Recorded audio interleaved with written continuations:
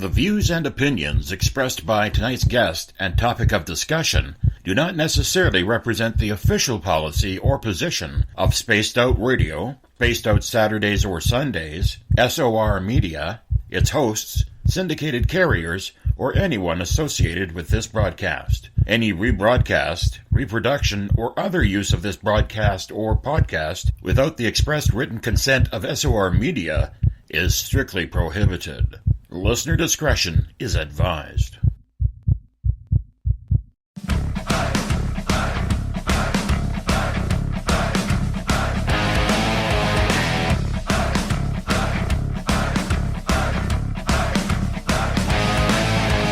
Are you experienced? Then come own the night with us.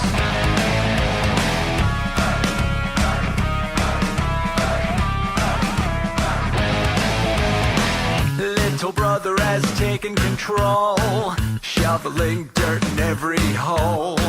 Predators to condemn your soul, watching you and watching me. We're all Station atop the mountains of British Columbia, live from SOR headquarters. This is Spaced Out Radio with host Dave Scott. We live behind glass curtains and act like nothing's wrong. Soon you will belong. You can follow us on our website, spacedoutradio.com, and on Spaced Out Radio on iTunes. You can follow Dave on Twitter at Spaced Out Radio, and on Instagram at Dave Scott SOR, on Facebook at Spaced Out Radio Show, and on our YouTube channel, Spaced Out Radio. Brother wants to make headlines, be immortalized. Everyone's got an electric eye with the digital spies. They've watched you for so long. I know you're out there somewhere watching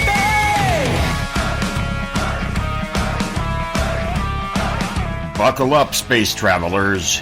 It's time to go for a ride on Spaced Out Radio with host Dave Scott. I know you're out there somewhere. We've watched you for so long. Wait for you to fall. We'll expose you all. I know you're out there somewhere watching me. Little brother wants to make headlines, be immortalized. It's Wednesday, make that Thursday, April 12th, Friday, April 13th, if you're on the East Coast or across the pond. And this is Spaced Out Radio. Hope you had a great day and night. I am your host, Dave Scott, sitting in the captain's chair, live in the Great White North in the Caribou region on top of the snowy mountains of central British Columbia. Right here, yes, right here at SOR headquarters. We are 150,000 strong nightly on SOR's radio network, including WQEE 99 Rock the Key in Noonan, Georgia.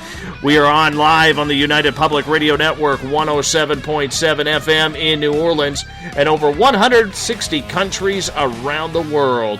We are also live at spacedoutradio.com, Spreaker, and you can also listen to us on The Fringe FM. Go to thefringe.fm to catch this show, many others that are very fantastic. And don't forget to download the free app of The Fringe so you can listen anywhere on your smartphone. You can find us all over social media, including periscope.tv, every Monday through Friday night as we are live. And if you're wondering where we hide our archives, just head on over to youtube.com/Spaced Out Radio. Hit that little subscribe button as well. We would appreciate it if you don't mind. On our website, spacedoutradio.com, we do have a plethora of features for you. Do a little shopping at our Spaced Out Radio store. Read up on the encounter online, dealing with everything paranormal, strange, and odd. You got my latest blog there as well. And we got great videos from UFO seekers, Contact TV, and so much more. Now, before I introduce our guest tonight, I want to give a big shout out to everybody in the world today who helped celebrate April 12th, jerseys for Humboldt Day.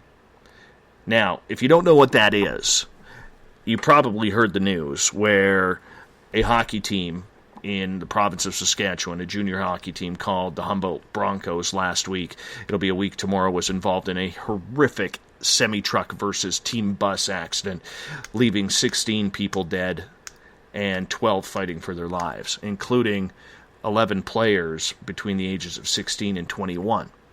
Today, across Canada, North America, the world, everybody is kind of celebrated to take a time for reflection. I went down to my local hockey rink. A bunch of people from the community were there. We're only a community of about 1,800, and everybody was wearing hockey jerseys. Today was jerseys for Humboldt. So if you're on Periscope, you can see I got my Vancouver Canucks jersey on today because I'm still sharing one for the boys. You know, when you play hockey or you ride the bus, like I did, or you're hopping in mom and dad's minivan or truck or car going from town to town to play a hockey game or to get up at 5 a.m. for hockey practice and there's black ice all over the road, accidents happen. It's unfortunate. It's the Canadian climate. And, you know, it sucks when it does happen. You know, you always think that an accident can be prevented, and for the most cases, I think that's true. But for these 16 lovely souls that passed away, including Coach Darcy Hogan, 11 players, their team trainer, the assistant coach, the broadcaster, the bus driver, and the statistician, it's a horrific time. Horrific time. And we all want to say that everybody in the Spaced Out Radio family loves you guys. And everybody out there is supporting you. We're all Humboldt strong because we've all experienced tragedy. And the hockey community is a very, very tiny group. It really is. It would be the equivalent, America, since most of our audience is in America, or our guests today are in Australia, if one of your college football teams had a tragedy, or basketball teams. Remember a couple of years ago, I believe it was OSU, they had a plane crash where like 7 of their players were killed or something like that. It was terrible, horrific. But now with GoFundMe and everything, we now have an outlet on how we can donate publicly. So thank you so much for the jerseys that are on, everybody who's taken part. If you got a hockey stick with your lights on outside, since it is the night, thank you for doing that. You know, every Canadian appreciates that. That's the way we are. Every person who lives in Saskatchewan appreciates that. Every person in Humboldt is appreciating that. So thank you so much. We absolutely love it. We do. You know, this is our way. We are hockey strong. Hockey is life up here. Sure, a lot of Canadians don't play hockey. They've never played hockey. It is a misnomer that everybody is born with a stick in their hands. It's a nice cliche. And we'll take it because it's ours. But we're a proud country, and we support each other when people need to have somebody pick them up. And that's what we're doing. Humboldt strong. Thank you very much. Tonight, we're going to get to our guests. Now, when it comes to much of ET contact, we really have no idea what they want from people or why they even choose the people they take or abduct. What is the reasoning? Is it bloodline? Is it that Rh negative blood that everybody talks about? Does that come into play? Many experiencers who have had multiple ET contact and abductions claim that they have been used to help some sort of extraterrestrial hybridization program, where for women, many have claimed to have eggs harvested, while for men, well, we all heard the stories of Whitley Strieber and what happens there. Tonight, Bruce Fenton joins us from Australia, along with his wife Daniella. They're in Sydney. They're here to discuss the meaning behind the potential of aliens working with mankind for eons. Yes, the ancient alien theory as well, a program that could still be happening today. Their website, hybridhumans.net. Let's find out what's going on. Bruce Fenton, thank you so much for coming on Spaced Out Radio tonight, or this afternoon for you. How are you doing? I'm great, and thank you for having me on. I really appreciate it. Yeah, thank you. So it's great to come out there. Well, come out there to be talking to you there in Canada. So, appreciate that. Appreciate that. Daniella, thank you so much for you joining us as well to talk about the hybridization program. And I think this is an important topic that we do need to get into because, you know, for so many people out there who have been experiencers, when they start bringing up the whole hybridization program, they get a little weirded out. And we're going to get a lot into that later on in the show, probably at the bottom of the hour. But first, Bruce, I want to find out a little bit about you, introduce you to our audience. What got you into this field? What got you studying ancient aliens, hybridization, and the whole gamut of ET contact? Sure. Quite honestly, since I was 11 years old, and I'm 41 now, I've been interested in all unexplained mysteries and really all the paranormal phenomena, the ancient mysteries, all of if there's a subject that's odd, I was interested in it, put it that way. So you naturally find that all these subjects have interconnections. And I think most people that look widely at unusual topics will find that in the end you're dragged down many different tunnels into different subjects which you probably didn't start off thinking about at all. And that's kind of what's happened to me. So over the last 30 years, I've inevitably found myself involved with basically every strange subject out there. But really the big turn, I suppose, in our work towards aliens was for me back in 2011, end of the year. I was in Egypt, and I was at a site called Abu Ghurab. And if people that may know that, there's an article called The Stargate at Abu Ghurab by William Henry, so they can have a look at that. Essentially, there's a theory that is an old Stargate site. And we went there with there was a couple of friends, involved in Egypt research. And for some reason, I just felt this really strange connection to the Pleiades while I was there. And I was talking, this sounds weird, but I found myself talking to these stars in the sky. And saying, why have you left us here? Why don't you come back and help? And I'm not a New Age, Arcturians, Pleiadians type person. Before that, it wouldn't have come up. So it was really out of the ordinary for me. But then a couple months after that, we had some really strange contact events. So that kind of dragged me in that direction. So although I had a ufology interest, they weren't really a priority for me. I was more involved with the ancient mysteries and other subjects, to be honest. So it's been quite a forceful turn with the phenomena pushing me that way. That would be the truth of it. And how about you, Danielle? What got you involved with this? Because to get into the hybridization program and talk as deeply as you do about it, it makes me assume, and I realize, that can make an ass out of you and me. I realize that. But it makes me assume that maybe this is something that intrigues you because you've had that experience or know people close to you who have. Well, my experience basically starts with my father. When he was young, in the Ecuadorian jungle, when he was about 15, he started to experience, I guess, I don't even know how to describe it.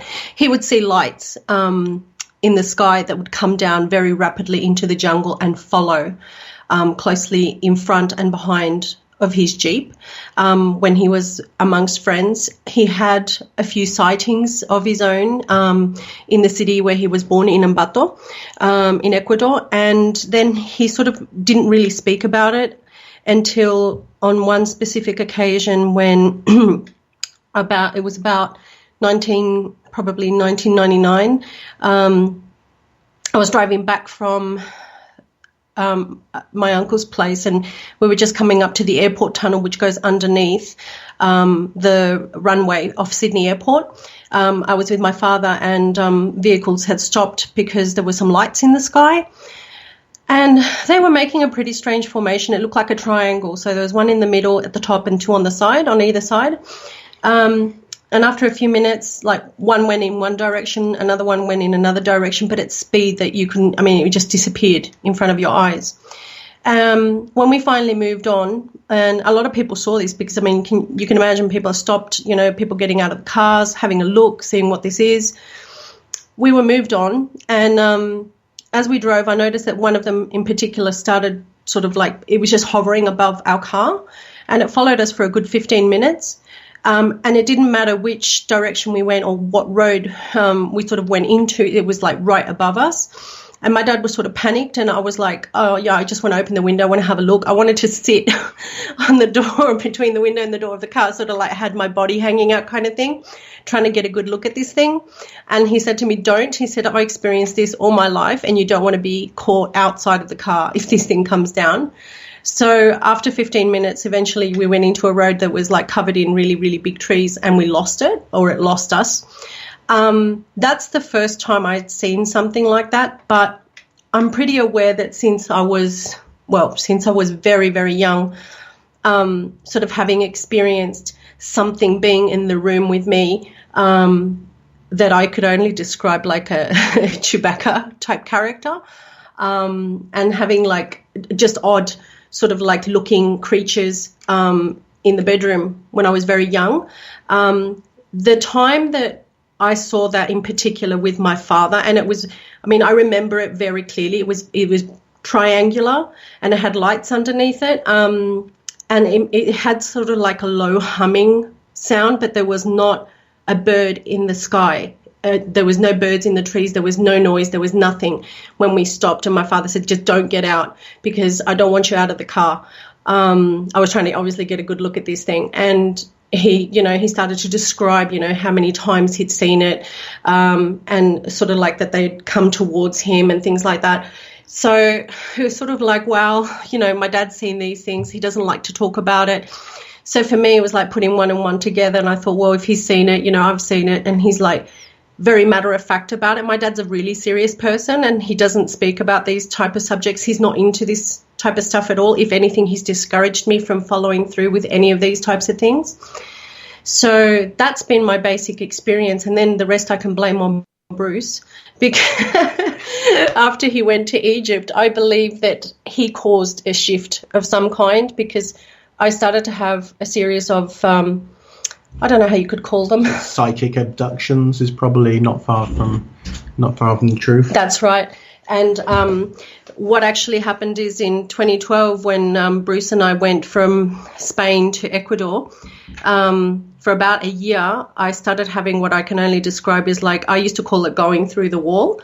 So for me, it was like going through a barrier and waking up in another time and in another place, and being like a full witness to a complete hybridization program in the 7th century of Palenque in Mexico. So that went on for just over a year. It was weekly occurrences, and it would take place probably every 2 or 3 days. So for me, it was like very full on. And I felt like for myself, it was very, very much what I could sort of call like abduction of the mind and the soul. It was a really difficult experience, actually. Bruce, had you had experiences as a kid like that type of encounter, or like you had said, it was all just sci-fi at the time that intrigued you? Well, no, I've had some experiences when I was younger. I mean, certainly looking back, I used to have recurring nightmares in which there were beings, that I was on a table. And I suppose in the child's mind, you see things as like, figures perhaps you would see from your shows. I mean, one reminded me a bit of a vampire. Another one reminded me a bit similar to what Daniella describes, that there was one that was almost ape-like, or, a hairy kind of humanoid. And I'd had that. I knew I'd had that many times, like a repeating nightmare. Now, I can't say for sure that was an alien thing, but obviously it has that, the characteristics which once you're older and you hear about those things, it's hard not to put one and one together and think, well, could that have been, some sort of abductions? It could have been. I'm not married to that idea, but it's certainly possible. And then later on in life, I've had a few UFO sightings. I've had probably the most, I suppose, spectacular ones. I mean, there's two that stand to mind. One was when I was probably about 19, driving through the countryside in England with a group of 4 friends. We're coming back from a party. I don't know who noticed it first, but there was a sort of, a white light in the sky that basically would, go along quite fast, and then it would just disappear and appear in another part of the sky. And we literally sort of pulled the car in, it was that odd that we all got out and we were watching this thing, and it would just, it would zoom along, disappear, and then it'd be going, up, and then it'd be going down, and it'd be going left. It was, it's to my mind, hyperspacing, around the sky, as though someone was testing, a drive system that allows you to essentially move so fast that, for all intents and purposes, you're teleporting almost. And that's what it looked like. Another encounter that I had. I mean, I had a couple of ones where it's just, strange lights over my home and things where, I'd sense sort of to look up and I'd see, strange things. But the other more full-on one was when I was working I was working as a banker in London, but I was living in an area called Essex, which anyone out in the UK will know. And basically I had a sighting where there was a rare conjunction of planets going on. So I was outside, just having a look, and I didn't have a telescope. I was just looking up to see which, so you can see these planets. And then suddenly there was about a dozen of these orange, bright orange spheres that just literally raced across the sky. And it was within a few seconds, and I could barely call on my friends to come out. They were that fast. Honestly, this is long before the trend for Chinese lanterns and all that. And also, I've never seen a Chinese lantern that goes faster than a jet fighter, quite frankly. I mean, it was that one I reported, and that went into the UFO magazine and stuff in the UK. And so I've had these, another, like I say, a few others of these where I've seen something that I would say is perhaps a cigar-like craft over at my parents' house, it was a silent craft with 3 lights in a row, like white lights. Unlike planes, unlike helicopters, 3 lights in a row, and it just sort of cruised over without a single noise, and again, often I'd find that with these things, you just sense to look up, I know that's something that's common now to a lot of people who sort of say they call these crafts or whatever, that there's a sort of telepathic communication on some level, I think, between these vehicles and sensitive people. So I've had that, and also with what Daniella described, I had one experience very much like hers, where I was communicating to a friend we were both in a chat room for a spiritualist centre called Hafani Coed in Wales. And anyway, they ran a chat room. And so I was talking to this lady in there about psychic phenomena and whatnot.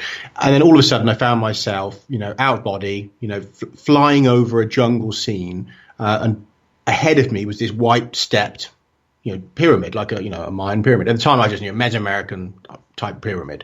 Except it was is astonishing because you're flying over the jungle anyway. But second thing that stood out was that this was shimmering, gleaming white, and as we all know, if you look at those sort of temples and stuff now, they're not shimmering white, they're faded grey.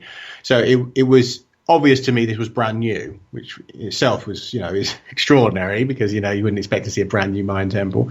And then as I got closer to it, I was aware there was somebody on the top, and that he was doing something, looked like a ritual. I couldn't hear anything, but it looked like he was talking. And I was aware of things about the scene. I was aware that there was a secret tunnel into the top of this structure. I was aware that somewhere nearby there was a village I couldn't see. There was a town I couldn't see with a lot of people there. And I sort of got closer, and then it was kind of like, bang, you're back. And I was back in my body. And it was totally spontaneous.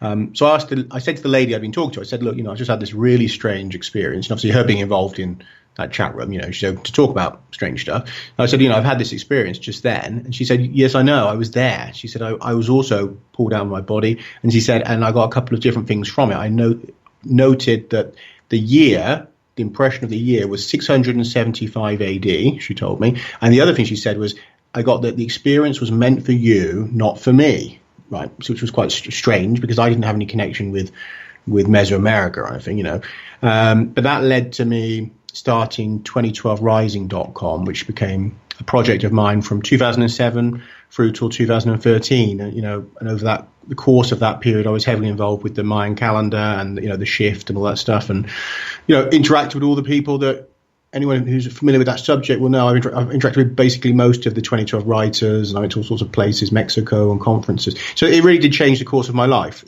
quite frankly, and sucked me deep into this business of the Mayans and the strange images they have on their temples which suggest contacts, and connects, of course, to what happened to Daniella, where later on when we came together, she starts being taken in a very similar way, and to Palenque, or at least a copy of Palenque in cyberspace, or whatever you want to call it, but certainly her experience was of being back in Palenque in the 7th century. So it is bizarre, and that those experiences have clearly to us link. And we've since been given information through the experience, through the phenomenon itself, which kind of explains why this has happened. But so I have had the answer to that. Yes, I've also had some extraordinary events that link into this. I do have to ask before we go any further, between both of you, who was the first one to bring up UFOs and aliens when you first started dating? I don't know. I think it really, came about because of that experience. I me, I suppose, because I was in Egypt, it was you. when we first started dating, we just got together when I was about to go to Egypt. We just started talking again after a few days before we went to Egypt. Got to know each other many years before we met, because we'd both worked on a psychic website called Cassandra, and Danny had chosen me to do a reading for her, and I actually told her that she would one day have a child with somebody else other than her husband, and I had no idea I was talking about myself, but I gave her this reading, and so we became friends for a few years, and that was in 2005, I think. And then, after a couple of years, we sort of faded out because of life. We were married, to different people. So we get back together. In 2011, we both were in the process of divorces with our partners, and we reconnected on Facebook. And so initially we were just talking online, and I sort of, that's what I was telling her I was going to Egypt. And when I went out to Egypt, I had that experience, like I say, about feeling a connection to the Pleiades. So obviously I did talk to her about that. So I suppose in our relationship, it would have been me bringing that up was the first sort of mention of an alien related topic. And then, it was only within a couple of months of that she had those experiences like my time slip I'd had. So it was probably my fault that the alien thing has kind of manifested. Blame Bruce for the aliens coming around, Danny. Yeah. Blame Bruce. I totally would. Absolutely. I'll take the blame for that one. That was all him. That was all him. Yeah. Yeah, I get the blame for that around my house too. Not gonna lie. But you know what? It is something weird that, when you tell people about this, or you are very open about it, obviously, how do people react to you? How do they treat you? Your family, your friends? Did you lose friends over it because they thought you guys were just a couple of nut jobs, or what? We had some huge problems because we released a book called 2012 Rising, The Last Soul Kin, Warnings of the Pleiadians and the Mayans. And that was in 2012, the end of 2012. And that detailed a lot of the experiences we're telling you now and more.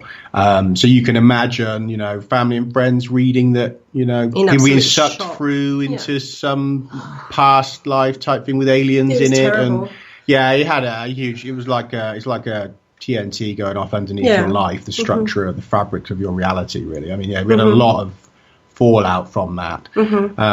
No real tangible benefits. We didn't sell a lot of books, but you certainly could, ironically. There are lots of problems from it. But we felt that it was something so strange that it deserved to be recorded and shared at the time. But I think perhaps if we'd really thought it through, we would have shared it in perhaps a different way. Sort of less full-on way, and maybe selected highlights to share and some things not to share. Because we've had that. That's why we talk so freely, I suppose, in a way, to be honest. It's a bit like the David Icke thing.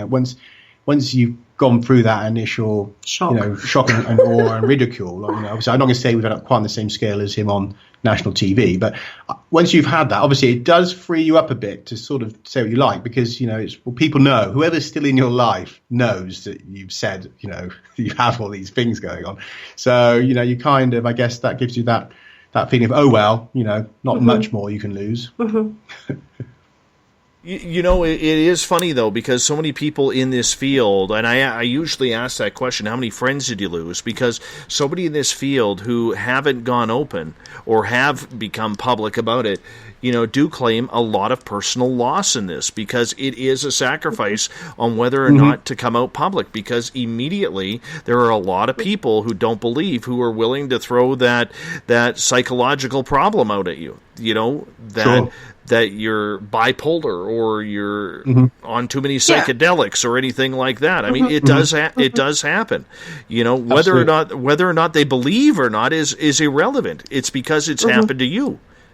And when you're having, a lot of intense experiences at once, you're invariably slightly psychologically unbalanced in the experience anyway. So even though you may not be mentally ill, I mean, you're probably under, a lot of pressure and stress, because most of these phenomena are kind of, to some degree, stressful, more so than just going about your 9 to 5 daily mundane life, So often the people, when they're in those situations, when the phenomena is full on, that they aren't in their best mental state by the very nature of the pressure on them. So you make bad decisions when you're under pressure and in an intense environment, so invariably, you perhaps do come out with it in not the best way. Whereas if you were sitting on a calm day, and didn't have anything going on, you'd think, well, now how do I share that story, that thing that happened a couple of years ago? That's very different, isn't it, to being in the heart of something, and then trying to, you're trying to work out yourself and you're trying to explain it to others at the same time. Then I think that, that invariably does lead to you doing it in a way which makes other people think, God, you sound, bonkers. So I think it's hard to avoid that, unless you can really sort of stop yourself talking and let the things calm down, and then think, now how do I share this? But most of us aren't that, I guess, that logical and calm. That it was a very stressful time, and it was very how can I say it? Well, personally for me, it was very stressful, and I know for Bruce also, and it was basically, get this book out because all this stuff's going to happen, and so many things are going on and so many things are changing, and people need to know about this. And then at the same time, I was changing, my personality was changing, and I was, on some occasions I was coming back with physical evidence of what had happened to me on the other side. I was coming back with bruises, I was coming back with scratches. There'd be time where I'd be given a cocktail of things to take on the other side to be able to forget or erase my memory. And, Bruce would be holding my head over the bed, and I'd be literally being sick over the side of the bed and completely unconscious. So it's like, it wasn't just, oh, she's having a bad dream or anything like that. It was like literally, it was very physical, it was very real, and it was very full on. Yes. Very tiring, yeah. So it's a difficult one. It's not something you just say. I mean, we can make it sound like, we saw aliens, we saw this, or we've had contact. But in the actual events of it, it's a lot more intense than anything that I can really convey to a listener. There was times certainly when you think, is this phenomena going to end with, your lives ending? Because some of the intensity of the things that are happening, you don't really know where's this going, which is part of why we put things out in the way we did as well. Because, there's a bit of thinking like, is this going to end killing us both? Or just stuff? Yeah, or just get the book out and it will be over. At least there's a record. They'll leave us alone. Is it just that that we're meant to get this book out, or So I mean, it's I know it's a difficult one. It is a difficult one, and I do feel for other people who are going through anything like that, because especially if they have nobody else around. At least if you're with somebody who that's also had that phenomena, or stuff in their lives, and you're kind of going through something together, you immediately have at least some level of support and someone you can talk to. I mean, if that sort of stuff happens and you're totally on your own, or your partner wouldn't understand, your family wouldn't understand, nor with your friends, that's very isolating, and that in itself is very traumatic and could cause psychological issues for people, more so than perhaps even the phenomena. That isolation and feeling you're living in a separate world to everyone else. So, I mean, I do very much feel for people that are in those situations. Yes, me too, in regards to everything, because, I know myself, I've lost numerous friends and even a few family members over this. There's a certain family I can't discuss things with because of their religious beliefs or whatever. But with you two, I guess it would have really built a solid foundation for what you two are going through, because you do have somebody to lean on right there. Yeah, absolutely. And, we being in Ecuador, we were kind of isolated anyway because of, the situation was I'd left England, gone to work in Spain with Danny, and then, she'd had an issue there and decided to leave, and they had a family home in Ecuador as well because of, her father's connections to the country. So we ended up there. And of course, so that was kind of isolating in itself for both of us. So, so you're also quite sort of relying on each other for that reason too. So doubly so, in a foreign country, foreign culture, plus these strange events going on. So it very much forged us, in a way, I'd say, in our relationship. Obviously we have the ups and downs any couples can have, but I mean, it's definitely given us, I guess, a deep link, which many people perhaps wouldn't share because of the intensity of the stuff that's gone on, and like knowing such like strange things about each other, and things that have happened that some partners wouldn't necessarily share. They might just say keep things to themselves a bit. But like when you sort of know that, the really intense stuff about your partner and the things they've gone through and stuff, really, full on stuff, then I think that does forge a different level of bond as well. And obviously I think that the fact that all of this seems to partly stem just from us physically coming together in the first place, is also like, we note that, because really this really went to a different, although we both had lives with a lot of strange phenomena, beforehand, it certainly seemed to like ramp up a gear when we physically met each other, put it that way. So there's obviously something to that anyway, the bond that's between us on another level. That's the way I would look at that, which allowed those experiences to happen, I suppose. It's almost like that. No, I can fully understand and completely agree with that. So when you started having your ET abductions, have you two been taken together? No, never. It's just been me and Bruce, I guess, making sure that nothing really bad happened to me, and sort of recording things and writing things down, and just being the alert one and the one staying up during the night, because this used to happen when I used to go to bed. Sometimes I would do things like I'd be like, and it sounds like really weird, but sometimes I'd be holding her head and stop it from like bending right back, because in where she was, these beings were trying to like snap her neck, and that's what she described afterwards, and I'd be like literally like pulling her head back into place, because it'd be like someone was twisting her head around and stuff. So like really weird stuff, but I wasn't there with her. And she'd also be talking in ancient Mayan, right? And I started recording that. I have recordings of her talking, which may even be a dead dialect. I don't know, because I'm not, I could recognize some words because of my involvement with the 2012 Mayan calendar subject. Right? I'm not a Mayan speaker. Neither am I. However, I did recognize that some of it was Mayan. So there was that going on. And sometimes she'd be drawing symbols on the wall, unconscious, but with her finger drawing what appeared to be Mayan symbols on the wall and stuff, with her finger and all. So I was an observer of strange phenomena, and in some instances, I suppose, trying to make sure that it didn't go too bad, and like she said before, when she was being sick, like trying to make sure she was all right and holding her head up. And so when things really would go weird, or trying to pull her out of it, when it was going too weird, I'd be talking in her ear saying like, come back, bring yourself back if you can, and stuff like that. So, I had my own sort of experience of it, but not as intense. Obviously, I don't pretend for a moment it's as intense as being there and going through what she was going through. I had more of just this concern, because obviously I can't see what's happening. But, from what she's telling me after the instances, I know that often they're not pleasant experiences. So obviously you're in a general state of worry, like, where's this going? And also that thing of, we all know the sort of the thing from the Matrix, if the mind dies somewhere, will the body follow it? So if she dies in this other experience, will she die here? I don't know. I don't know if anyone knows that really. So obviously that was a concern, because she went into this experience one night and that was it, and just was dead in the morning. I have no idea. So it was an ongoing concern. So if you were to get taken together, do you guys have a plan? Have you planned any of that out? I'd probably start beating up some of those aliens that have been bothering her, to be honest.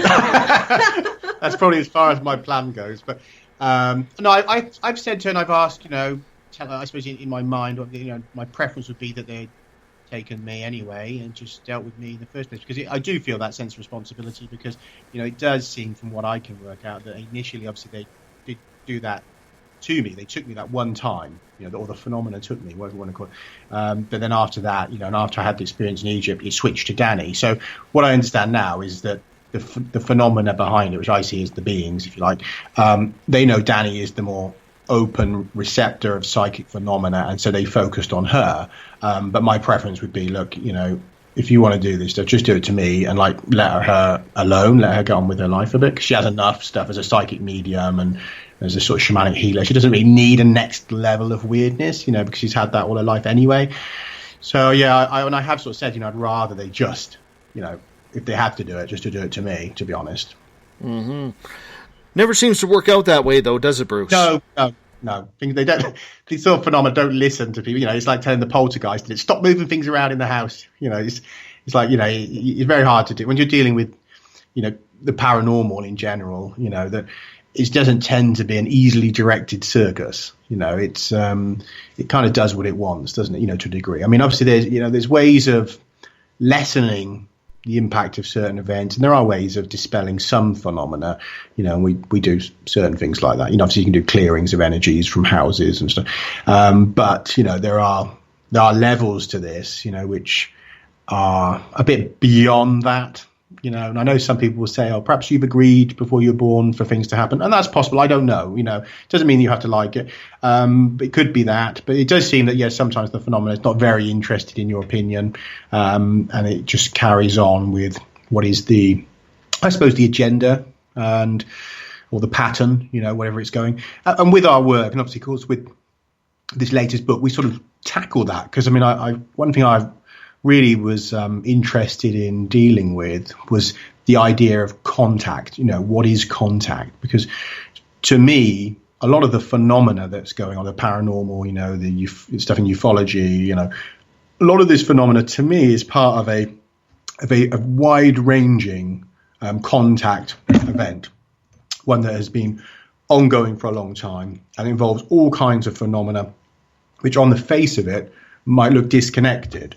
You know, but so to me, a lot of this stuff, although it looks chaotic and, you know, why is she getting taken to this weird thing where they're talking Mayan, and why is it, you crafts over your house, and, you know, how are all these things connecting up? Because they all seem disconnected at first, you know, but as you move through the patterns, you know, you start to notice, people after, like myself, after, you know, 30 years, and if Danny's had almost 40 years of strange stuff, that you do start to think, well, hang on a minute, that event there links to that event there, and that phenomena there must have been linked to that phenomena there. And you start to see that there is what appears to be an intelligence, you know, behind a lot of this stuff. And that's where I see this as the contact, you know, the one that it's not going to be the landing on the White House lawn, like, put it that way. The phenomena and the intelligences that are doing a lot of this stuff or involved in it, you know, that is what they consider to be contact. Now, our human version of contact is very different, and I think that's something I really think people need to consider. When you guys started having contact, each and every one of you, was it from the same type of species? Was it the Greys, or was it some humanoids?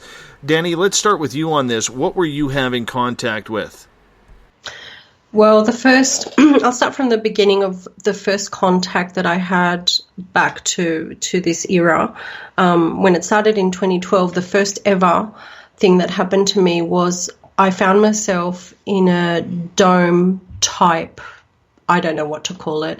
Yeah, it was like a dome up in the sky somewhere. It was a teal color on the outside, and there was a whole selection of different beings. Some of them, I would say, would look more like on the Pleiadian side of what we generally classify as a Pleiadian, very tall, sort of lightish, you know, kind of blue tinge skin to them. Some of them were hybrid versions of this. Others were greys. Then you had like taller versions, shorter versions, and you had all a big selection, and they were in an actual meeting. And I just, for some reason, just found myself in this meeting, and they sort of turned to notice me and started asking me questions. That was my first ever experience with this. Then when I started going to Palenque in the 7th century in Mexico, all the rest of those ones, there was hybrids in the city of Pleiadian and human origin. Then there was full-on Pleiadians. There were the small greys, which tended to be like the servant type critters, I would call them. There were taller ones, and there were different variations of them. And a lot of them were working in labs underneath the city. So, I mean, the contact with these beings, it was vast. I mean, it was like, on one occasion, I would see people working in a lab. On another occasion, it'd be like, okay, I'm sort of like with the hybrids, above ground, you know, in the temples and, you know, in the jungle area of the city. Then in another occasion, it would be a different location, but within the same sort of complex. So, I mean, it was very varied. It was never just one type of being or another type of being. It was just, it depended what was going on. And one thing I did notice about being there is that the time there was very different to ours. Like, for example, this phenomena would happen. I would go to sleep, would go to bed, maybe 2 or 3 hours or half an hour after going to sleep and completely like falling asleep, it would start. I'd end up like kicking the wall basically, because I used to sleep against the wall. I'd start kicking, I'd start moving, like it was like, and Bruce would like hold me. Yeah, I was very aware that, you know, something was going on, and, you know, out of nowhere it would begin. And my kicking the wall was basically trying to stop myself from going to that location, because I felt like I was being dismantled cell by cell, and being passed through the barrier of the wall and then reappearing whole on the other side. But the actual process was incredibly painful. I mean, I would remember waking up in the morning, and I mean, I can't forget this. Every single time this happened, I'd wake up, I was in absolute agony. And I said to Bruce, one of these days, I'm just not going to wake up because it's just so much. I can't begin to describe how painful the process is. So every time I went there, it was a different set of people. Some people, I would see them from previous time that I'd been there. And for example, if I was gone here for like 2 or 3 or 4 hours, over there it would be weeks, it could be months. So the time ran differently to what it did here, but the connection there was with different beings. So complex exopolitical scenario there, wasn't it? Yeah. And it's something that you've never really become comfortable with. It's something that you've never really, or your body hasn't accepted, because for a lot of ET experiencers, they tend to get used to it, so to speak, whether it's malevolent or whether it is of benevolent nature. Mm-hmm. I just found that the way this was done in particular was very aggressive, and it was completely involuntary. To me, it felt like a complete kidnap. And it was tiring because it would go on for hours, and it would be maybe 2, 3, 4 times a week. And can you imagine going on like this for a year and just praying that, you know, the next night you can actually get some sleep? It really, really was like a complete abuse of my being.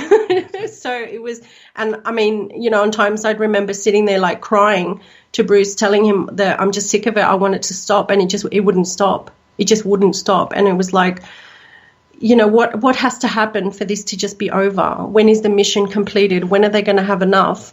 Well, I mean, and every time I'd come back and report, you know, sort of to Bruce and sort of like say this happened and that happened, and they had a meeting about this, and they're trying to create warriors, and they're trying to fight this group, and there's these people coming down, and, you know, I've seen the Pleiadians and they're hanging out, and, you know, the hybrids, they're this tall, and then the other people are this tall, and it's like just giving details about the underground city and about water and about tunnels underground and how everything is underneath the pyramids in every single location, and knowing all this other information, talking about the Mayan calendar and trying to copy things.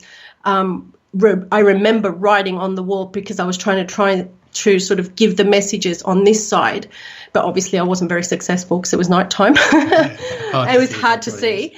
Things like that. So I was like, yeah, it was very tiring, and it was like, you know, what is it going to take to stop? And Bruce just said to me, basically, accept what it is and you'll stop suffering, because eventually it will stop. And it did. It was like, it went over a year though, but it was every single week, several times a week. It was pretty full on. And it wasn't always clear that it was doing anything useful. You know, sometimes she would have information, but other times you'd really think, what do they want? What was that for? You know, so very strange, you know. Yeah.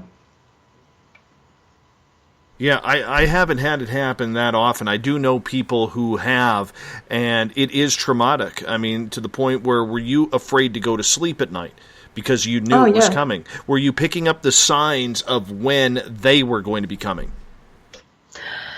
Not really. It was just a matter of go to sleep and see what happens. Sometimes I would sense that something, because I would feel a shift energetically on myself. But most of the time I was just hoping that, you know, that the night before had been the last time and that they wouldn't call on me again. Did it ever work out that way for you, though? No, it didn't. It didn't, until one day it abruptly stopped. Yeah. It just abruptly stopped, and I was like, phew. So, and the worst thing was that, can you imagine going to sleep and waking up in the morning completely exhausted and not being able to go about your day, and being like that for a year? It was, you know, I was sleep deprived. I probably looked terrible. I don't know. I'll have to ask Bruce about that. But it really affected me. It really, really was harrowing. I won't say what I'd already sent to the spirit world early. I'm sure you looked lovely, my dear. Well, you know what? It is something dangerous. And something just popped up on my Periscope here. I don't know what the hell that is. Weird. Yeah, it definitely is dangerous. Yeah. Something. I wouldn't wish it. Let me put it this way: I wouldn't wish it on anyone to be going on the way it had. I don't know what the hell is happening with our Periscope tonight. Pardon me here. It looks like something just got hacked into my Periscope. I'm trying to figure this out right now, so I'm going to stop that broadcast. And Okay. give me 2 seconds here. Guys, if you're listening in, somehow I think my Periscope just got invaded, so I'm going to be just shutting that down for here. Yes, that was kind of odd. I do apologize. I haven't had that happen before. I've been having all sorts of Periscope issues tonight for some reason. So we're going to have to kind of move on from there. So anyhow, moving on with your story, how did you start investigating, Danny, with hybrids? Well, the investigation basically started with Mexico, and sort of talking to Bruce about it, and sort of joining the dots. Then Bruce, well, we sort of looked at a book by Leonard. Yeah, in the last, I don't think there's a chap called Leonard Farrer. I don't know if you know his work, but he's written about an alien visitation 5,000 years ago, and that globally that there was contact between beings that are linked with the Pleiades, and in the mythology of many cultures around the world, they'll talk about beings from the Pleiades. And so he went deep into this research. But one of the things that he sent us a copy of his book, this is a book that's out of print, The Pleiades Legacy, I think it is. And that's quite interesting because it linked into Danny's experiences. So you had a record in there of a channeling session that he was at with a guy called, would you know Jerry Sherrick? He's the medium that was involved with the Enfield poltergeist case, which, of course, has now been in the movies. In In The Conjuring 2. Conjuring 2, yeah. Yeah. So he was one of the mediums that went to that, that house anyway. But Leonard knew Jerry, and so he was in his channeling circle, and on a few occasions they had contact with a leader of a Mexican village from, many centuries ago. And this guy basically was saying, I was the village headman when these things came out of the sky and landed, and out of them came these beings, and the beings said that we have come from beyond the time barrier, right? So they not only landed in these craft, but they were being quite clear that they had also traveled through time. And they then said, amongst other things, they said, look, before we leave, we're going to give you something you can contact us with, and secondly, some of us will leave our seed in the wombs of your daughters so that they produce new leaders who will forward humanity or forward your advancement. But these new children will not be like the other members of your population. They will be of great tall stature. So this is something that Leonard wrote years and years ago. We didn't know about that when Danny was having her experiences, obviously. But the connection, of course, is like hand in glove, because they're there saying, these people came. They made these hybrids, so they were going to, they wanted to leave them with these children. There were hybrid leaders in Mexico, and then Danny is taken back, obviously, to Mexico, where these hybrids are already there. They're in control. They're the lords of Palenque, and probably of some of the other cities. She was, only saw Palenque. But so, yeah, it's quite strange to find that, years before, that this had come through to Leonard, and it started him on his own quest. In fact, he's written 3 books on the Pleiades legacy around the world, in the Stone Age, in Sumeria and places. So we didn't know that, of course, until about a year or two ago when he sent us the book. But that's a tie-in with that hybrid story. So with the Mexican element. And then, of course, that's in a way connected us on to a deeper period, because we do understand this goes back much further. So really what we've seen in Mexico is an upgrade, if you like, or a tweak to the genome, rather than a huge change. For us, the huge changes go back much further. And the way that we got involved with that was through this other book, which is called Altaringa, When the First Ancestors Were Created. And that came to our awareness while we were working on the book Ancient Aliens in Australia. That was 2013. And so we read this book by Valerie Barrow, who's an Australian medium, and her book was published in 2002, but we hadn't we hadn't seen it. We weren't aware of it. It was not, it's not with a big publisher or something. So, I mean, you probably wouldn't see it in a bookshop or anything. So anyway, we read that, and it tells a story, of this event. So it's basically that she came into contact with an artifact. Someone brought an artifact to her house because of her house name. So, a synchronicity, because her house was called Alcharinga. And Alcharinga is an Aboriginal word that refers to the dream time, or the time before time, when the ancestors, who these sort of Alcharinga beings, were on Earth doing all sorts of creating things, beings, people, landscapes, but they were involved in this great creation. And so this lady brought this object to her house and said, well, your house has got Alcharinga, and I think that, you're supposed to look after this object until I can get it, come back and get it and give it to the right people, the right Aboriginal group, because this lady was unwell. So Valerie agreed, okay, well, I'll look after it. And so she got this thing. It was wrapped up in paper bark leaves, but, essentially from what she can understand, it's like a stone object. She puts it in a shoebox, puts it away in a room in her house, and thinks, okay, I'll keep it there until this lady comes back. It's a bit of a weird thing, but she was willing to sort of do that. And then within a very short period, she started hearing a voice talking to her saying, I'm Alcharinga, the voice connected to this artifact. And this artifact has been brought to your world from the stars, and it's connected to the star people. And that, he's saying to her, I'm one of the star people. I'm an aspect of the consciousness of a star person attached to this, this thing. And I want to reveal, there's a lost history of humanity that needs to come back into awareness. And that you're going to meet a lot of people who are going to be able to give you fragments of a lost history of humanity involving star people. And so, being that she had some involvement with mediumship and, and that kind of, type of phenomena, she wasn't as spooked as you would be, I guess, if you were someone who'd had nothing, and then a stone came to your house and it started speaking to you. I mean, clearly, without that background, you'd be like, what the heck is going on? So, I mean, although she was surprised, she wasn't, breakdown surprised. And so she, was interested, and she said, okay. And he was saying to her, you're going to write a book. And she was like, well, am I? About what? But eventually, she ended up encountering people who did remember things. I mean, the opening thing that's important is that a friend of hers came to the house with an Aboriginal healer. Hey guys, I'm gonna get you to hold on right there. Sure. I am late for a break here, so I got to hop out for a break. So we're gonna do that right now. Yeah. Bruce and Danny Fenton joining us tonight on Spaced Out Radio. We're gonna get more into the hybrids and humans. How are they tied in? Right after this on the Mighty SOR. Find your escape where time has no limits. It's about living today and cherishing the heritage of yesterday. A spirit of adventure for what is new, with the nostalgia of the past. Your timepiece is a reflection of who you are. Life surrounded by beauty from the world around us to the soul within. EscapeWatches.com. There is no time like the present to enjoy your escape.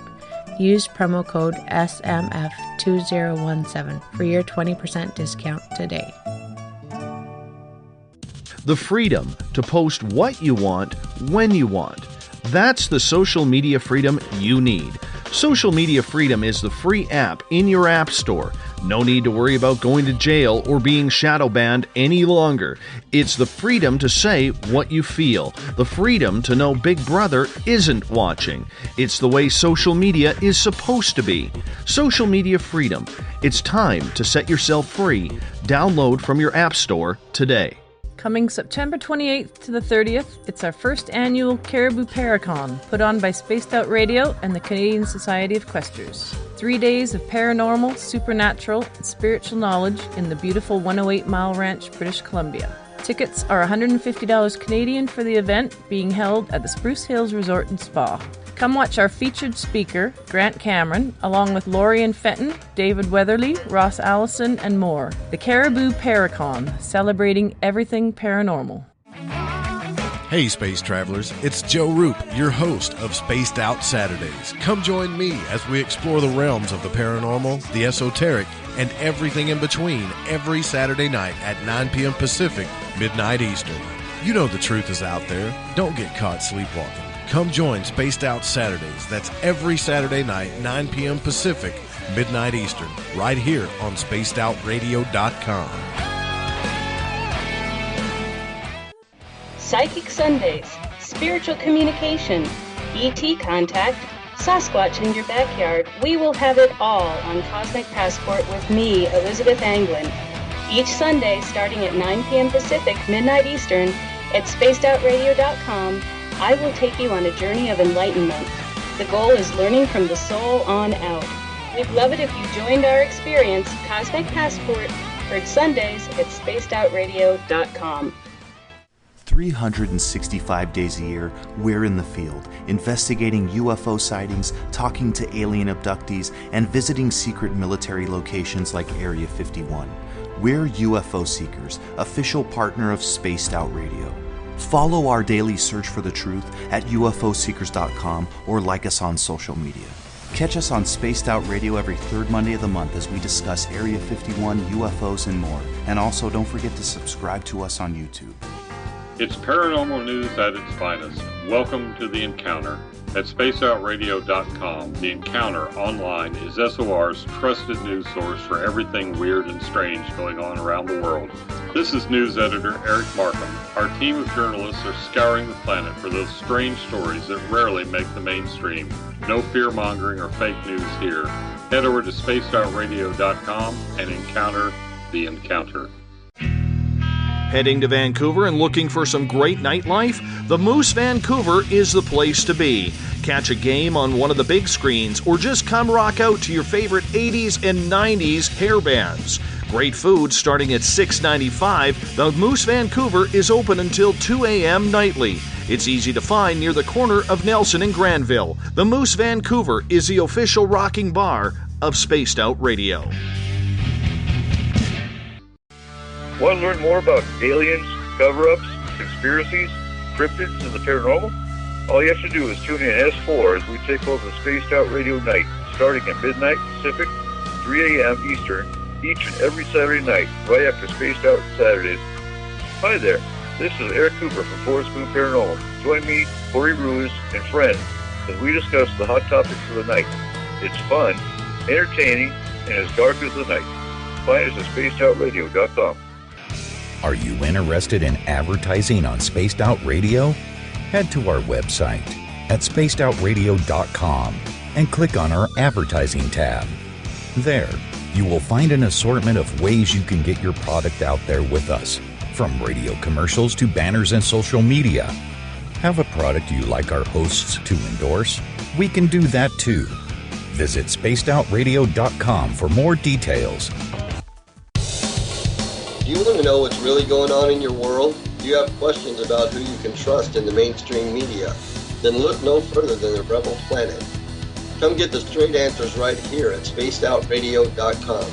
Join me, Jamie Sexton, creator of Rebel Planet News, as I fill you in on the stories behind the stories.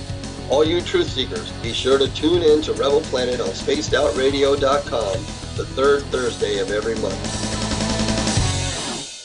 Visit purpleplates.com today. For over 40 years, the Purple Energy Plates have been delivering amazing results for their many customers. Inspired by the great genius Nikola Tesla, the harmony, healing, and energetic effects of the plates have proven over and over to be beneficial and often miraculous to thousands of customers.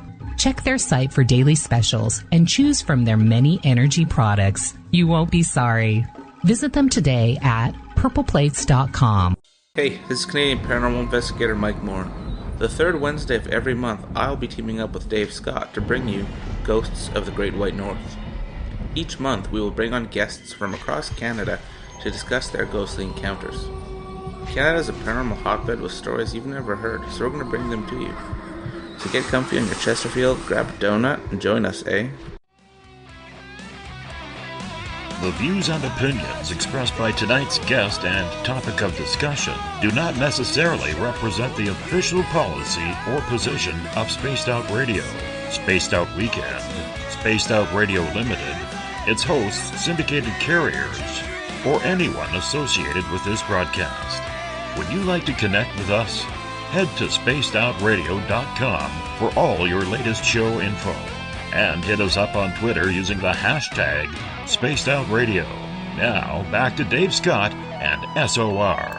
Welcome back to Spaced Out Radio tonight. I am your host, Dave Scott. Good to have you with us. I do apologize if you were listening in on Periscope. I did have to cut the feed. For some reason, it was just going absolutely haywire tonight, so I had to cut the feed. I do apologize to everybody, so head on over to spacedoutradio.com or Spreaker or thefringe.fm, UPRN, or WQEE to listen on in to the show properly. Tomorrow night on the program, we have Bridget Calvert coming in.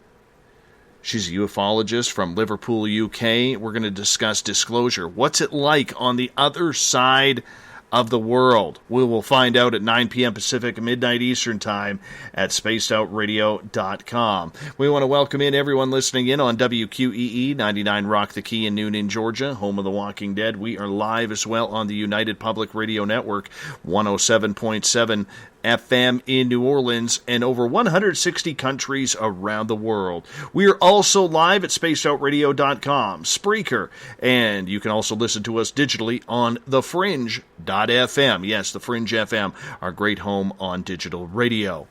Bill Cardwell has set the password for tonight in the SOR Space Travelers Club. Methyltrinitobenzene. Methyltrinitobenzene is your password. Make sure you use it wisely, space travelers, as Bill sets a password each and every night right here on the mighty SOR. Now, if you want to follow us on social media, you can do so all over the place. Usually we're running on Spreaker, but we're having some tech issues there, so I do apologize to you for that. Also, you can check out our archives. Go to youtube.com/spacedoutradio. Please subscribe to it. I would greatly appreciate it. Thank you very much. And our website is spacedoutradio.com, where we have a plethora of features for you, including joining the SOR Space Travelers Club for $5 a month. Rock out to some Bumblefoot, shop at our Spaced Out Radio store, read at the Encounter online for everything paranormal, strange, and odd, and watch great videos from UFO seekers to Contact TV and so much more. Danny and Bruce Fenton are with us tonight on Spaced Out Radio, all the way from Australia. We are talking about human hybrids tonight. And guys, I'm going to get you to turn your speaker a little bit down because I'm getting a little bit of feedback from you. Their website, if you want to check it out, and I highly suggest you do, go to hybridhumans.net. That's hybridhumans.net. Danny and Bruce, welcome back. Thank you very much. Thank you. And I'm just probably carry on with the weirdness. We're looking forward to the next hour of going through some more of the strange backstory. Yeah, absolutely. Hybrid humans. We were just getting into it right before the hour came to an end, and between technical issues and everything else, it was kind of like, man, what's going on here? What is going on? But yeah, we didn't want to say that the aliens were disrupting your show, but you never know, do you? I suppose with these things, that. I think everyone out there, all the listeners, know that there does seem to be a high incidence of problems for shows that deal with the paranormal or with ufology. So I think we all get used to this fact that, most of the shows seem to suffer more problems than, your sports radio show or something, that there does seem to be more interference. Now, I'm not saying that's necessarily deliberate or whether it's just the phenomena, I don't know, but I do feel for hosts because I know that it seems to be a bane of this sort of fringe. It's a pain in the ass sometimes. Pain in the ass. See, what a lot of people don't realize is I'm a one-man show here. So I'm host, I'm producer, I'm internet provider, and absolutely everything. So trying to balance... Oh, and I'm chat moderators as well. And... it gets a little difficult at times. It really does. Mm-hmm. And when you have one technical issue, it just kind of makes you want to pull your hair out. It really does. But you know what? We're moving on. We're moving forward here. We're going to talk about hybrid humans right now. Scientific evidence of all our 800,000-year-old alien legacy. 800,000 years? What the hell does that mean, Danny? That's long, isn't it? It's a long time. So why is it 800,000? Because, well, that's the date that we came to. We went into this because of the other book I mentioned just before the break. And I don't want to tell the whole story of that book because obviously it's people can buy that book anyway. It's out there, and that's Al Chiringa, when the first ancestors were created. But essentially, the message in that book is that there is this story which comes via both this artifact, which is talking to the medium, the being attached to it, and about 30 different people, isn't it? In total, I think 20 to 30 people that she encounters who each of them remembers some fragment, of a past life memory, is the best way to put it, or, whether people believe in past lives or not, or whether they simply would interpret that as information was somehow put into these people's heads, that seemed to be memories, and that they each told her, what they remembered. And when she put it all together, what she had was a coherent narrative, which said that around about 900,000 years ago, that was the date that came up in her book, around that time, this giant craft had arrived to Earth from the Pleiades, where there was this Stargate type thing is described, like a wormhole, I would say a wormhole. A craft arrives here. The intention of this craft is the colonizing of the planet Earth. But this is a negotiation between a group, like an alliance of beings that come through this Pleiadian gateway. So when people say Pleiadians, when we talk about them, we're talking about an alliance of beings. Although we have contact with one species ourselves, they do seem to work in a larger group, right? So anyway, this craft has all sorts of beings on it. That's the short of it. When it arrives, it's in contact with some other beings that are on-world, and they are supposed to be handing over the Earth to this Pleiadian alliance. This is the agreement. So look, your time on this planet is over. You were hostiles. You invaded a planet that was supposed to be under alliance control. There's an agreement made that these beings will hand it over peacefully. But through a sort of a web of deceit, it ends up with a betrayal and an ambush, and that this vast ship with 50,000 beings on it is blown up above the planet, right? And that there's a few escape crafts that make it to the surface. The surviving beings realize they can no longer colonize a planet without all of the advanced technologies that are on the ship, the main ship. So in this, what's remembered, remember this coming through a mixture of the artifact's voice, this Alturinga being, and these different people's memories, put it all together. And so it says, that they then change the plan. So, okay, well, we can't colonize, but what we can do is modify the existing hominins and give them an upgrade to being more like star people, and give them an aspect of the star people's DNA and direct them towards higher consciousness. And so that's what they do, the sort of backup plan. And so they begin a modification of a local hominin species, right? And so we looked into this, and we thought, well, I know from psychicism, right? We both know from being involved in psychic. Obviously, Danny is a medium and shaman, and I've had my own experiences. We know that getting dates from the other world, if you like, or from outside the time-space continuum, is notoriously difficult, and particularly when you're dealing with huge times back into the past, or people trying to predict into the future. These invariably are not accurate dates that you get. So I was aware of that. So when we see 900,000 years ago, we decided, in the research, that we would cover a period from 1 million years ago to about 800,000 years ago and look for evidence that matched details in this story, right? So we spread the net fairly wide for that reason. And what we actually found is that the evidence points towards 780,000 years ago. On the book cover it's 800,000 just to round it up, but it's more specific than that. We end up very much focused on 780,000 years ago for evidence of this visitation. And there's a number of reasons why this stacks up. It's not on any one data point, really. We chose sort of several events that are described and thought that, they were major enough that they should leave traces. One, obviously, is the ship itself, a vast craft. It's described as a crystalline craft with its own living like AI imbued into the frame of the craft itself, a living crystal ship, so a strange vehicle. It's described as blown up, fractured, melted, rains to earth. So that was one thing. Okay, note one, find fragments of the craft. Okay, the second thing is there's a description of obviously modification of a local hominin and the creation of early Homo sapiens. So obviously note 2, find evidence of creation of Homo sapiens in the same period, right? And then the third thing that really stood out was it says that 5 years later, a second mission is launched from the Pleiades Stargate, comes to Earth. This time, these are police enforcers from this alliance, and that they warn the remaining hostile beings, evacuate the planet immediately, or you will be destroyed. So this is no longer friendly colonizers. There is an exit of the planet for most of these other hostile beings who flee into the Orion Gateway. So they are from Orion, right? Some do not go.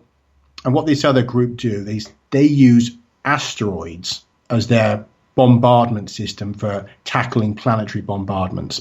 So rather than, shooting down little missiles, you can imagine, and as they describe it, they are able to throw an object at a planet that will split it open if it comes to it, right? So this is some serious firepower, quite able to just kill a planet. But they're not intending to do that, of course, not in this sense. They just want these beings off-world. But they go ahead with the bombardment. Now, these are such major events that we thought, well, hang on, ignoring whatever else is in the book, is there potentially evidence that would validate these really, massive events, anomalous events? Because if we could find evidence at any one of those, let alone two of them or three of them, then it's a big flag for this is not just a story. This is something real. And so that's what we did. We began with that. And we, bit by bit, tracked down evidence for all of those things. And the date is consistent. We found the evidence of the craft. We found evidence of the manipulation of the human DNA. And we found evidence of the bombardment. All of them are bang on 780,000 years ago. We even found about 3 other major anomalous events that are bang on 780,000 years ago. And this includes a magnetic repulse, the last magnetic reversal, right, of the planet's field, 780,000 years ago. A destabilization of the normal climate patterns of the planet, which they call these cycles, these climate cycles. Basically, they shift from being, I think it's 100,000 year cycles to 40,000 year cycles, all the other way around. And it's considered a hugely anomalous event. If you look into sort of paleoclimate modeling, they have no idea why this happens. It just suddenly a consistent pattern is totally changed to a new one. Again, right on that period.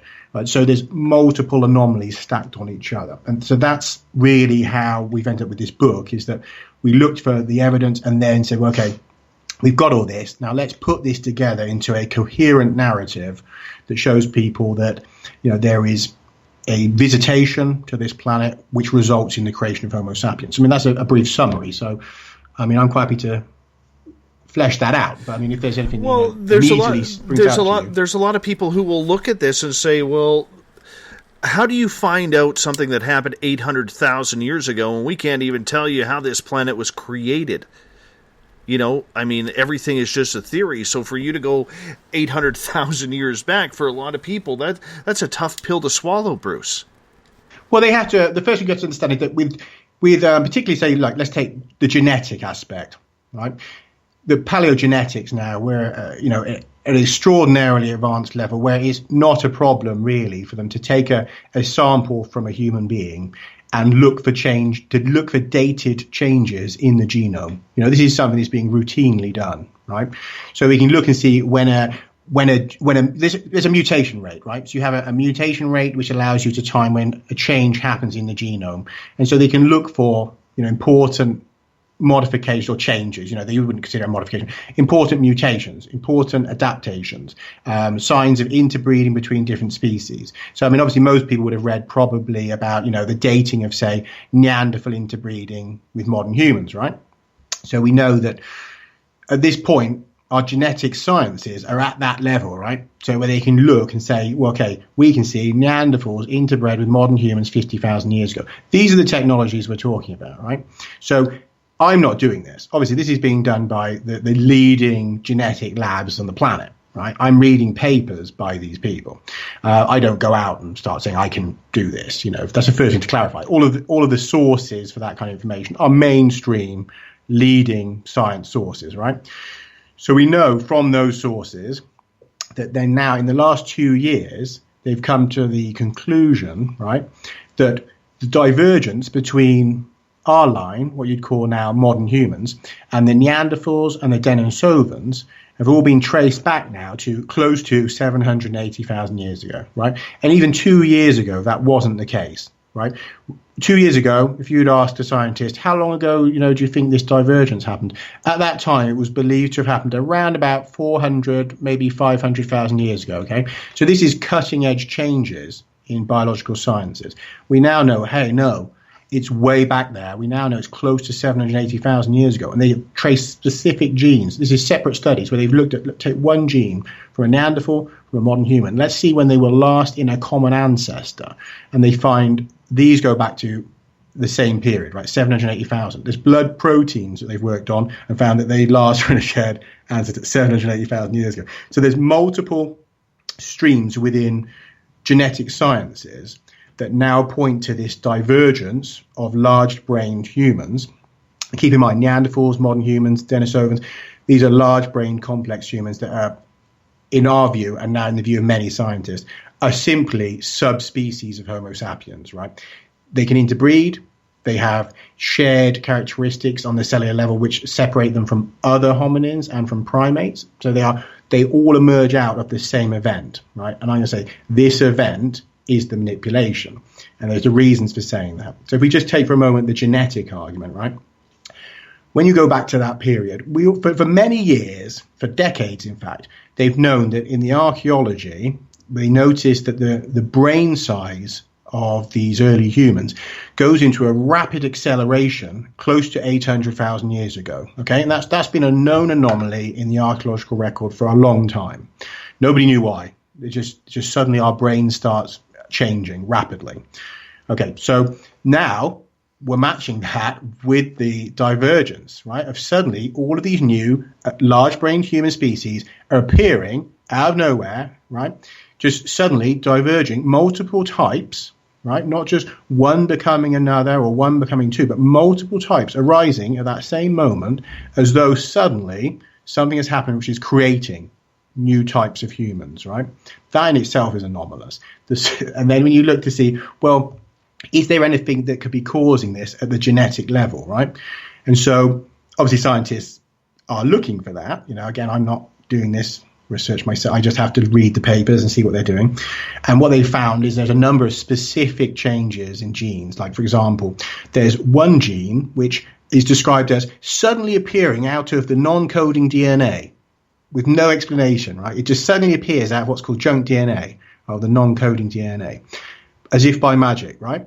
So, when you get someone sort of saying, a scientist saying, just suddenly appears out of the, they know it's odd. They know that that's not normal, right? And then on another one, they look at it and say there's a little fragment of a gene, right? And they say it looks like almost it's been cut out, copied, and put back into the human genome. And one guy actually says it's as though it was Xeroxed. When you start seeing mainstream scientists talking about things suddenly come out of junk DNA and Xeroxing pieces of like that is a major red flag that these people are saying, look, there's a real weird anomaly here, and it's clustering on the moment that these species arise and that the brain suddenly starts changing. Now, if you want to upgrade a species, what area of the body particularly are you focusing on to upgrade it? I mean, if you're not working on the brain, like what are you doing? Because like giving us an extra arm is not the answer to upgrading our species, is it? So clearly that is the first thing you'd expect in an upgrade, right?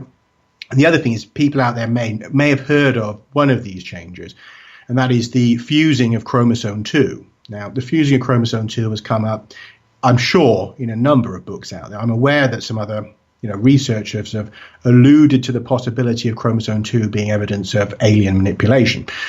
The problem is most of them have failed to track down the date of when this chromosome 2 fusion happened. And in fact, again, it's I only found one scientist who has really put the upper limit on this, because what we do know now, which we didn't know, say, when Lloyd Pye and some of these other researchers were writing about this. What we know now is that Denisovans, Neanderthals, and modern humans all share chromosome 2 fusion, right?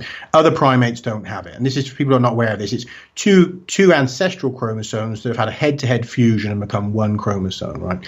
And they fused into the site of an active gene, which is unusual as well. And that gene is related to brain, immunity, procreation, really important characteristics characteristics of a human, particularly if you want to change it, but it also, as I say, is accompanied by these other genetic changes we've already mentioned. But chromosome 2, it shows firstly that all of these groups, Neanderthals, Denisovans, have all come out of that event. That's the first thing we need to understand, is that we are all products of whatever is going on at 800,000 to 780,000 years ago, right? Because we share that fusion. No other living, as far as we know, no other living hominins or primates had it. So that's the first thing. It differentiates us. It's not expected for a fusion like that to become completely prevalent, right? Because you have to think, if you have a rare mutation and one person has it, the normal thing that happens is it disappears again back into the background of a larger population that has the normal number of chromosomes, right?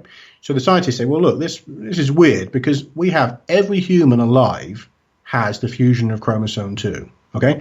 No other humans survived on the planet except for those. Now that's weird because we'd expect it to be a minority.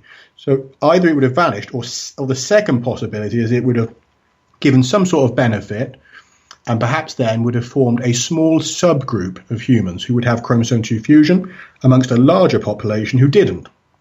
But they don't see that. Again, we see a complete replacement. They say, well, there's only like the two suggested possibilities for that, they say, is basically that it must either give extraordinary abilities, it does some sort of upgrade that is so profound that it gives this advantage which allows our species, to just totally outcompete and dominate and, all the others. Or it's, in a very small group of ancestral humans who go on to be ancestors of all of us. So really the best answer is both. That, it suddenly appears in a very small group of ancestors and gives incredible benefits. Now, this in itself is bizarre because that matches precisely what you'd expect if you've got a group of beings there who've taken, a sample group of hominins, given them the fusion, they've created the embryos, input them into a number of people at once to create a community of people with the same characteristics who can interbreed and who they are then directing to become the inheritors of the planet, right? Because otherwise you're in this really strange situation where it doesn't really make sense that somehow we've got all these benefits come out of it and we've just taken over the planet. So that in itself is a huge red flag for 780,000 years ago being important, right? So just for people who are not aware, as you say, it's a long time ago, but we're at that level of technology now where, yes, we can trace back genetic events to that without a problem. The second thing is when you deal with geological events, geologists specialize in dealing with things over a vast periods of time, right? That is what they do. For them, 780,000 years ago is considered a recent event, right? Their job is to be able to date, say, a meteorite impact from 15 million years ago, to go out and, take the samples, do there's about 3 or 4 kinds of dating, basically. They can look at thermoluminescence to see when light was last in a grain of sand. They can do the uranium dating. There's a few mechanisms, basically. But anyway, I don't do them. But, obviously a geologist will use these dating mechanisms to give us fairly accurate dates for geological events. Again, so this is existing sort of cutting edge science. I don't have to go out and, guess these facts. So when you look to see, okay, was there evidence of a planetary bombardment, right, going back around that period? I thought, well, I'd never, myself and Danny, we'd never heard of it. And I don't know if anyone else, had, because you'd think, well, we would have heard of something like that, a major bombardment of the planet, by asteroids, in fairly recent times, just within the last 800,000 years. And actually, it only just been discovered in the end of 2016. And there's one little article on the web that says basically a German team of geologists have uncovered that there was a multiple bombardment of the planet.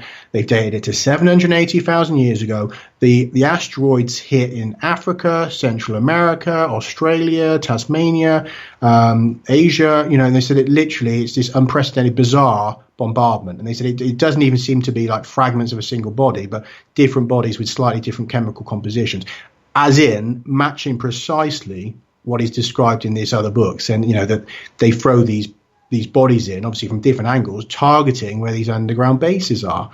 Right? Bizarre, absolutely bizarre. And there's no way, again, keep in mind, the book we're basing this on was published in 2002, right? This research we're talking about both of these studies we're just mentioning here, didn't exist then, right? So there's no way that the author could have just sort of, I'll go and have a look this up. No way. And she says herself in the book, I don't ask you to believe this because, not offering evidence. It's just, this is what happened. This is what the people have said. This is what the information was. We've gone out and looked for the objective scientific evidence and strike by strike have found it. And I don't know if you want to, I should stop because I can just talk and talk, but I should just check it. I do have a question in regards to that. What has been the opinion on mainstream scientists that you have talked to about this? Because this would be quite a change in evolutionary theory. I've tried, my last book, the Into Africa theory, right? I have tried to engage with mainstream scientists about that, okay? And that is a book that doesn't mention aliens once, okay? And the engagement from the academic community has been close to zero, right? And that's with a scientist on the back cover saying that my work can potentially rewrite, the story of early hominins, and with Graham Hancock in the forward saying it could rewrite human history. So if I'm not getting any engagement with that book, can you imagine what engagement I'll get, that myself and Danny will get with this one? No, and I can understand that, and that happens with everybody in this field, Bruce. Well, yes and no, because the other book isn't in this field. It's a totally scientific book, pop science. Every reference in it is to mainstream studies, with all of the dotting the I's, crossing the T's. I've forwarded it to scientists all around the world. I've sent it to science, study centers, to leading thinkers in the field of paleoanthropology. I've sent it to journalists. I've sent it to the alt media. I've sent it everywhere. And because you're questioning like a holy cow, which is the out of Africa theory, which is a holy cow, because it is believed not only by the paleoanthropologists, but by nearly every scientist of every type on the planet, right? And most of the public, okay? You're tackling something where the intrinsic hostility to you destabilizing it is enormous, right? So knowing that, I don't expect the scientific community to engage with this other work at all. That's where I'm at, having seen the level of blanket silence on the other project, right? And keep in mind here, nobody even attacks me, right? If someone goes out and Googles and has a look, are the because there's a lot of blogs out there that deal with pseudo-archaeology, and they heap scorn on anyone who's writing in alternative history or fringe stuff, right? That they're happy to heap scorn on them, okay? Find one that is attacking my book. Good luck. They won't even talk about it. Nobody will talk about it. And that's because they know that it doesn't have that flaw where you can say, oh, but he's quoting such and such, or he's just saying that, he went out and found a bone somewhere. It's nothing like that. It's all from mainstream sources. So the next thing they think is, ooh, if we attack him, everyone's going to bloody hear about this book. So what we'll do is we'll kill him by silence. And that's what's been happening with that book. The only person of great note who has helped me with, propagating its existence is Graham Hancock, to be fair, who's tweeted it and put it on his Facebook and, and obviously wrote the forward. Other than that, it's been very difficult. I had one or two friends who have websites, who've shared it in their magazines, and also New Dawn magazine, I have to credit, has been very supportive. But overall, that is a world-changing book, right, which most people will have never heard of. So that's why I'm saying here that I don't expect engagement with the scientists on this other book. I expect for this one they will just, maybe I'll get some because they'll laugh it out because you're mentioning aliens. Oh, aliens, it's not worth talking about that at all. But the other one, I can't even get them to do that with the other book because it's too solid. So the more solid you get, the less they'll speak to you with stuff that's sort of, doesn't fit their worldview. That's my honest experience. So with this one, I'll be surprised. I'll be surprised if I get any sensible engagement with this. So we'll see. I mean, obviously it involves stuff which that they like to scorn anyway. As soon as you mention psychic phenomena or aliens or any of that, that there's an intrinsic knee-jerk reaction. So if we do get a response, I don't suppose it will be very sensible. We might be lucky enough to find a scientist that will quietly talk to us and say, well, you've raised some good points here, but I'm not expecting them to openly talk sensibly about it. Some questions from our audience here coming in, if you don't mind. Sure. Tanette is asking, have any of your studies ever led to the theory of O-negative blood being attractive to extraterrestrial species? Well, Danny's she's an O-negative. I'm an O-negative. But, it's possible that it's of interest to them. Look, I can't say what's of interest in the abduction scenarios. We can't know what's of interest to, particularly to the greys, what seems to be these grey abductions, right? What I don't hold with is the idea that Rh negative blood is evidence of an extraterrestrial, meddling, some sort of modification, or that only Rh negative people have alien bloodlines, which I've seen a lot of that out there. That's definitely not the case. Are they interested in particular types of blood? Possibly. I can't try and say that's not true, because maybe some people find that that's what the beings are saying, that, we took you for your blood or something. So I don't have a special answer to that. All I can say is what's not true is this thing that Rh negative is basically alien blood or something, because our book, and the information in it is very categorically saying, look, all humans are hybrids. Right? Homo sapiens is a hybrid species from 780,000 years ago. There was no Homo sapiens before that, right? Before that, you have Homo erectus, you have some Homo floresiensis, and, you've got a few others bobbing about, but you do not have Homo sapiens, okay? Those do not emerge until this event, as I say, 780,000 years ago. We know that now, that's definitive, right? You've got the brain size changes, you've got the genome changes. This is when it starts to emerge, and this is, at the moment, paleoanthropology is itself in flux, because there's two main categories people talk about: modern humans and Homo sapiens, right? And the thing is, if you ask any of the scientists and they say, okay, so what exactly is a modern human? Oh, they'll be struggling, because it's really hard to pin that down. And then you say, well, what is a Homo sapien? That's also a problem, because look, we've got so-called Neanderthals, right? And they're interbreeding with so-called Homo sapiens, and they're having perfectly normal babies, which go on to be, to have more babies, and that we are carrying Neanderthal DNA. People are carrying Denisovan DNA, and we can imagine we're probably carrying DNA from multiple different populations that were genetically fairly distinct, right? But we just haven't found the bones, and we haven't found the DNA to sample to then match against our own genome. But at this point, it's fair to guess that we are a mix of many types of humans that lived from after 780,000 years ago, right? All of those are Homo sapiens. And I'm not the only one to say this. You'll find scientists who are also taking this position saying, well, look, if we can successfully interbreed with them, they're not monkeys, are they? Let's be honest. Look, if we can have kids with them, they're humans, right? And they're not only humans, but they're so close that we can have successfully interbreed with them. They are Homo sapiens, right? And then the other problem is they say, well, okay, Homo sapiens go back 300,000 years now, because we found some bones up in North Africa, and they're 300,000 years. Well, hang on a minute. If we diverged 780,000 years ago, along with the Neanderthals and Denisovans and all that, what do we call the people that lived between 780,000 to 300,000 years ago then? Because nobody talks about that. They just say, well, there was maybe, there's archaic Homo sapiens, there's Homo sapiens, there's modern humans, and it's this jumbled mess right now. But the truth is, every being that had that chromosome fusion and those new genes and that could interbreed is a single species, right?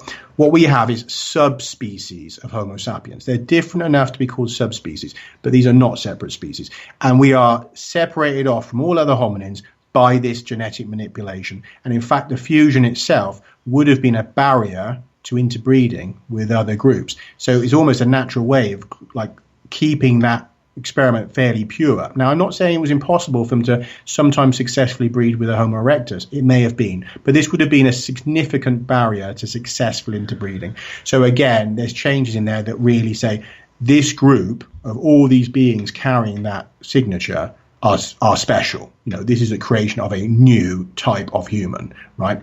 So this is something people really have to sort of get their head around, not just plucking this date out of nowhere. Whereas, you'll see out there in the fringe, where we all are, there's a lot of wild dates for when Homo sapiens emerged, and a lot of stories, some of them wilder than others. But people tend to favour this 200,000 years ago, because that's what, for a long time, the scientists have said. 200,000 years ago, Homo sapiens emerged. But that's an old story. It's out of date. Most people are not up to date on the science of this. I am, because I had to be. I've written a book on it, right? So I had to go through all the papers, reading them all, right? So that is out the window. Homo sapiens are way, way older than that. The other thing that is not the case is you can just say, well, it happened 450,000 years ago or something. You know, beings came here from Nibiru. And look, you need to be able to pull up papers showing genetic changes and to be able to show something special happened in the human genome at a date that says this is a new species or this is a new subspecies. If you can't do that, it's just plucking dates out of a hat at random, right? And saying, oh, you know, maybe it was then, maybe it was this, maybe it was... You've got to have solid evidence for these things. You know, that's one thing I even write in my other book. You can't just start plucking dates out because it fits your fancy. And so that's exactly what we don't do. You know, and from the start of this project, it was a set thing. You know, if we didn't find the evidence that supported this story, I was not going to go putting my ass out there on the line, right? Working with Danny on this project, having put out another book, which in itself is a world-changing, it should be a world-changing book, right? So to put my ass on the line talking about aliens straight after it, I wasn't keen, was I? No, we weren't. No, and so Danny sort of convinced me it was important enough to do, and so I've done it. But I've done it on the proviso. I would only do it if I found solid scientific evidence to support that story. And if I couldn't find multiple lines of evidence, I would have nothing to do with it. I would carry on with my next book, which was Into America, and talk about the migrations into America from a scientific perspective. So I'm very... When I say this is a scientific, you know, I've put on the cover, the book has, you know, scientific evidence of it. That was the standard. You had to have it. It is going to have weird stuff as well, inevitably, because the phenomena itself is strange. You know, ufology is full of strange phenomena, like Danny's experiences and your experience, and probably a lot of the listeners. You've had contacts or seen UFOs and UFOs that change from orbs to people to triangles. You know, the phenomena is inherently bloody weird, right? So we were never going to get around this to being a totally mundane science book, right? That is inevitable. It had to tackle some really strange stuff, but it had to have at least 3 or 4 solid scientific events that were anomalous, that I could say matched the datings and that showed us that this story was more than a story. Otherwise, I would not have done the book with her. I would have left Danny. Danny could have written what she liked. I wouldn't have put, you know, my time into it because, you know, why? After I've just got another book with, you know, Graham Hancock on the cover, in which he says it can rewrite human history. I mean, to me, put that on the line, you know, it takes compelling. Yeah, it doesn't make any sense. It has to be a compelling reason. When it comes to the DNA, which alien species do you believe started seeding this planet, or was it multiple? From the perspective I take, and this is obviously in the book as well. Look. I'm of the opinion, and this is not just from me, obviously shamans have told us this, different cultures seem to have records of it, that life on this planet came from above. And that is a widespread claim, you know, and people get that from the beings, you know, people get that from not just that, but in science itself. Even Francis Crick, the co-discoverer of the double helix, came to the conclusion that DNA came to this planet from space via, you know, panspermia, the theory of, you know, seeding of life on Earth. It is, to me, the only sensible solution. And second to that, you know, it best fits the evidence. And third to that, all of the shamans, the ancient cultures, you know, everyone that, you know, has that kind of contact, if you like, tells us the same thing. They say, look, life came to this planet from beyond. One of the reasons we can say that is because, look, at the very beginning of this planet, about 4.6 billion years ago, when it was just firing magma, okay, there was no life. About 100, now they think that about 100,000 years after that, as soon as the crust began to cool, life started. Well, that's pretty weird, isn't it? But, you know, the moment the ground was there, the seed germinated. Now, that seems to me pretty weird. The second thing is that DNA itself is unbelievably complex, right? You've got 2 separate super complex systems, like the DNA coding and the protein combination systems, right, that have to pair, and they have to pair right from the first moment. You can't have one emerges and then the other one and they somehow combine. No, because the code is telling the proteins what to do, right? And the proteins, the potential matches, right? You've got more potential combinations than there are atoms in the universe. And when you start thinking like mind-boggling numbers behind that, the chances of just coming to the right patterns in the protein, you know, this code which effectively is able to program for an infinite supply of different life forms, an infinite supply, right, forever changing to new forms. These are mind-bogglingly complex systems, yeah. And to suggest that, you know, lightning hit a rock pool the moment the crust was formed, you know, and out pops the first single-celled organism with DNA in it, I don't buy it. and a lot of scientists don't buy it. Obviously, the creationists don't buy it. None of the creationist scientists buy it. Obviously, the ancient aliens people, they don't buy it. There's a point where you guys say, look, that is illogical. This system is so... And I have an IT background. I did IT. Look, DNA is a code. Codes do not code themselves. There is no example of a code that wrote itself, right? They all have someone that programmed. I am not prepared to believe that level of complexity. A code that is so complex, it's programmed to head towards greater complexity in itself. I mean, it's self-reprogramming. I mean, what kind of intelligence level does it take to create a code like that? I mean, mind-boggling. And so you've got this, and you have not only that, you have evidence of these delivery systems, right? Because there was a couple of years back, there was a guy working in... looking at the viruses falling to Earth, which is something they know. In fact, there's a suspicion that viruses are entering our neighborhood and falling to Earth probably all the time, that they're coming from outer space and raining down on us, right? And this is something we need to take more seriously, so particularly because we don't really know how much life is out there, and that if a planet is hit by an asteroid, stuff is blown off, there's no reason why virus spores can't be floating around the universe and falling down. And so they were doing experiments to do with this. And what they found is with their detector up in, the upper atmosphere, this little metal sphere impacted their detector, and it had this organic goo coming out of it, right? And this sphere is made out of a combination of metals, one of which is rare to find in its metallic form, but when it's combined with other metals, makes very hard alloys, right? And he's like, well, you've got this perfect sphere made of this weird alloy with what seems to be organic goo coming out. So it looks like one of those artificial seeds, right? So even finding things like that, and leading scientists saying, we think viruses are floating down from space. So what might have once sounded like, this is woo-woo, just because you want to believe that aliens, seeded Earth, or because channelers tell you it. Well, no, let's see what do the cutting-edge scientists think. And a lot of these cutting-edge scientists... Find the evidence. Yeah, they're finding evidence. And they're saying, well, we have to rethink this. How could life get started so quickly? And, it's so complex. And why is it? If it is a totally spontaneous process, why didn't it happen again? Right? Because we only see DNA, and we all seem to relate back to a singular emergence of life on this planet from DNA, right? 4.5 billion years ago. In 4.5 billion years, no other type of life has spontaneously emerged in any rock pools or anywhere else. Every life form we sample on this planet stems back to that DNA code, right? Why is that? If it can just spontaneously emerge at any time from matter, we should be seeing all kinds of life, right? Not DNA based. That just it's got its own different coding systems, yeah. That's just crawled out of the rock pool. So again, there's a lot of evidence here that supports claims from other sources that say right from the beginning this planet is seeded. I get that, but if I look at mankind in general, I'm sorry, I'm in Canada, people kind, because we're supposed to be politically correct here. But if I look at humankind across the world, okay, I see everybody kind of being the same. Yes, we have little differences, whether it's blood or skin color or color of eyes, whatever it may be.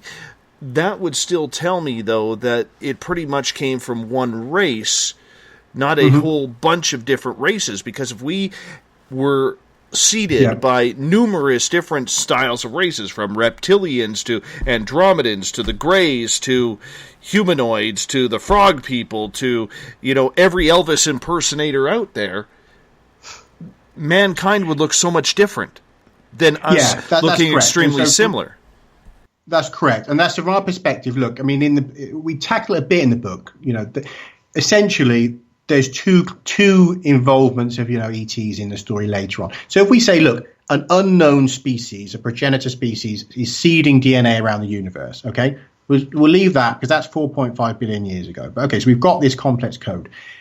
In this book that we researched, the accusation is that several million years ago, a reptilian-type humanoid race invades planet Earth because Earth is a living library of this code, right, with these different life forms. And they are interested in this. They're interested in using this code and manipulating it to make things because they realize it's an advanced technology, okay, that they come here and they utilize that. They invade, take the planet, and they start making things that interest them. Yeah, either that serve their needs or simply for the fun of creating, that they enjoy making all sorts of strange things with DNA, right?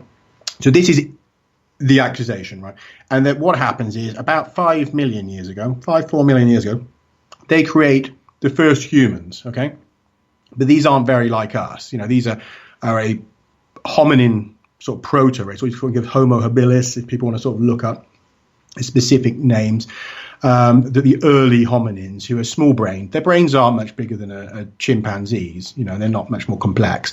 They do walk upright. And obviously, you could use them to perform some basic tasks, if you're enslaving them, or, also it's accused that they are using them as sacrifices to their Draco gods, so these interdimensional beings that are linked to the Draco constellation, right? So as weird as you like, so that's very weird stuff. But so there's this accusation that they have created these beings. The Pleiadian group, eventually, it comes to a point where they say, look, we want this library back. We want this living library. We want the Earth away from this reptilian group and brought back into Alliance control. And there's a negotiation, as I say, which we mentioned earlier. That is a negotiation between a Pleiadian alliance and these Orion reptilians, right? And they say, look, okay, we're going to hand it back over to you. There's an agreement, a sort of standoff. We're going to hand it back. So there's two different groups. So you've got two creation events. The hominins are already here, okay? They're already being misused, mistreated, and are here. The Pleiadians don't agree with that behavior. And so part of what they intend is not only to come here and colonize, but to free up the local hominins who they feel, it's not appropriate what's happening to them. It's not appropriate that they're being fed to these weird Draco beings that essentially eat consciousness. They feed off your energy, your consciousness. So the bizarre, horrible, other dimensional beings that you essentially could call demonic, because I don't know what's more demonic than a creature that essentially feeds off your consciousness, right? So there's that strange aspect to this backstory. Obviously, we haven't focused a lot on that in our book because I realise it's so full on that if people can read the other book, they can hear the whole explanation of that. But essentially, there's two creation events, and there is evidence for around about 2 million years ago, I think there's an acceleration in the brain size of early hominins, not to the degree that happens later on, but there does seem to be an upgrade given to these early hominins around 2 million years ago to give them a bit more complexity, which suggests that those in control of them decide that they do need a bit more brain power, but they still keep them fairly limited. And it's only when the Pleiadians turn up and decide that, this isn't okay, that they then give a full upgrade and give humans the potential to become what we are today. So there is manipulation by two different groups. One obviously completely malevolent, and another one that is benevolent. But it wasn't really their primary intention to come here and upgrade humans. It was a fallback plan. So that's why they ended up doing that. It wasn't the primary reason to come. So it's a fairly complex exopolitical backstory to it as well. Right. So I don't know if did that answer that? I think so. I think we can go with that one. Also, there was various races on the ship. Yeah, I mean, even the ship, as Danny's just reminding us there, that, the ship itself, when we talk about Pleiadians, I'm going to clarify that a bit as well, because Pleiadians is a word that gets bandied around a lot in ufology, and in channeling, and, look, from our perspective and from what's written in our source, material that we were researching, it's very clear that, there's multiple kinds of beings. So why are they called Pleiadians? And the reason for that is because the gateway they use to travel to this planet, right, is in the Pleiades star cluster. None of these beings are from a home world in the Pleiades. That's something that I think needs to be clarified, because a lot of people out there believe they come from, they're a starseed from the Pleiades, or they say that these beings are living on a world in the Pleiades. That is simply not true, and it is impossible. And the reason why it's impossible is because the Pleiades star cloud is only about 100 to 150,000 years old. Right? That's very young. It took about 100,000 years for our planet to form its first bit of crust, even for a single-celled life form to appear. So there's no reason to think that there's planets with life on in the Pleiades. Okay, certainly not ancient races who have got to the level of wormhole travel. So what we're talking about is that there's a network of gateways. The one that connects to our planet is in the Pleiades. So when somebody says to you, "Oh, where are you from?" They say the Pleiades. Well, that's a lovely catch-all, because yes, that's where they've come from, but that does not mean they're telling you where their homeworld is, which is logical as well, because do they really want to advertise to every other group they contact, we live precisely at coordinates, blah, blah, blah. And then if something happens to your species, you're invaded or whatever, they're thinking on cosmic terms, that you then give up that information to groups that they don't want it to have it. So there is a complex exopolitical situation here, part of which is why so many beings will say, yeah, we're from the Pleiades. The same as, Orion is a massive star cluster as well, so it's very easy to say to a primitive human, isn't it? We're from over there. See those 7 stars? That's where we're from. Same as the Orion ones. Where are you from? Over there. You see those 3 stars? That's what we see Pleiades and Orion come up, again and again and again, obviously through prehistory, through the Egyptians, the Mayans, and, if you look at any ancient cultures, you look to see which stars are they focused on. Primarily, you'll find the Pleiades, right? That secondarily, you'll usually find Orion, and in some cases Sirius. Okay, those are the main ones, and that's not surprising because that is where these stargates are connecting from. Okay, and if you want to look into people that remember about this Stargate network, look at say the Cree Indians, for example, because the Cree talk specifically about a spider's web. So look out there is the spider's web. In the middle of the spider's web is the Pleiades, where there's a hole which connects to the center of Mother Sky and connects with a strand of web that comes down to the Earth. What's that all about? What's that about then? And they say, and the Pleiades is where our ancestors are. So, I mean, there's cultures out there that are telling us, look, there's wormholes that connect from here to the Pleiades, and then there's a web of them that go off to other places. And that is recorded information. You can go to look at the Aboriginals and stuff. They've got multiple stories about the Pleiades and the 7 sisters coming here. And the Mayans talk about most of their temples are aligned to it. The Egyptians have got their sites either aligned to Orion or the Pleiades. It doesn't matter where you look, you're going to find that Pleiades connection particularly, right? And also you'll find that the local people, you say, where's your ancestors come from? You can ask them in Indonesia, the Japanese, like the Egyptians. They'll say, look, the Pleiadians, these are beings. Either that they say we came from there, or they'll say we have ancestors there, or they'll say their leaders were somehow kings that related back to there. Now, where is that all coming from? Why is it you can go almost anywhere on the planet and go to an indigenous people or the oldest cultures there and say, so where is up there? What's important up in the sky? And they'll point to this little sort of, faint star cluster and say, from over there, that's the Pleiades over there, from the 7 sisters, and that the lore of it is so similar that the 7 women, the 7 sisters, all across Australia, all the multiple nations of Aboriginals, nearly all of them will have Pleiades lore of the 7 sisters. In the same way the Greeks have 7 sisters. What's that about? You try, give a little think about that. Why is it you're finding such similar stories all around the planet? Who is sharing those stories? Right. And even in the Aboriginal stories. I'm going to cut you off right there. I'm going to cut you off right there because I got to go to break here on Spaced Out Radio. Bruce and Danny Fenton joining us tonight. We're talking human hybrids.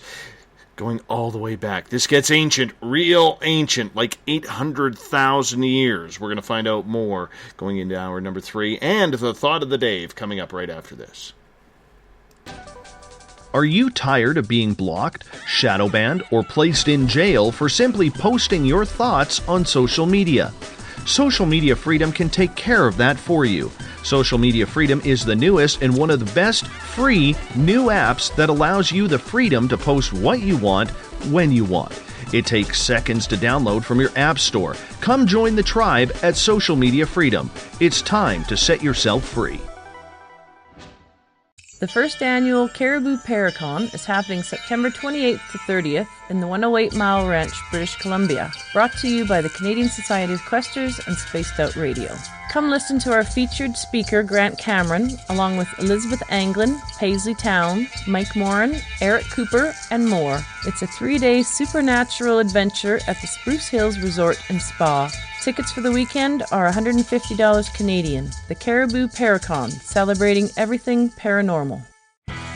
A timepiece is a reflection of who you are, and what better way to show off the real you than with an Escape watch? Escape is a lifestyle brand accessorizing your days and nights. Choose to escape and create the life of discovery that you deserve. Dream, play, unite with your own personalized Escape watch. Head to escapewatches.com. There is no time like the present to enjoy your escape. Use promo code SMF2017 for your 20% discount today.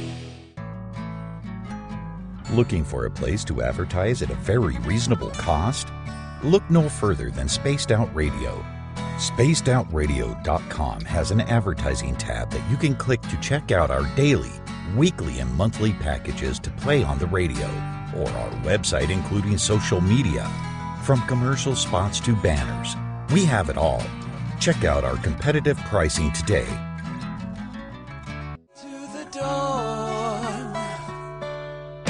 We're lighting the void on Saturday nights on Spaced Out Radio. Hey, this is Joe Roop, and I'm hanging out in SOR headquarters every Saturday night, bringing you the latest news when it comes to the weird and strange. Bigfoot, occult, UFOs, ghosts, and everything in between, I got you covered. You can tune in to spacedoutradio.com starting at 9 p.m. Pacific, midnight Eastern Time. Come travel into the void with us on Spaced Out Saturdays. Not ready for bed on Saturday night? Right after Spaced Out Saturdays, hop on over to S4 with Corey Ruiz and me, Eric Cooper from Forest Moon Paranormal. With S4, there are no limits to what we try and uncover. From government conspiracies to helping clean up the paranormal, no topic is safe on S4. We get to the heart of the matter, of the subjects you want to learn more about. So tune in on S4 starting at midnight Pacific, 3 a.m. Eastern, only on spacedoutradio.com.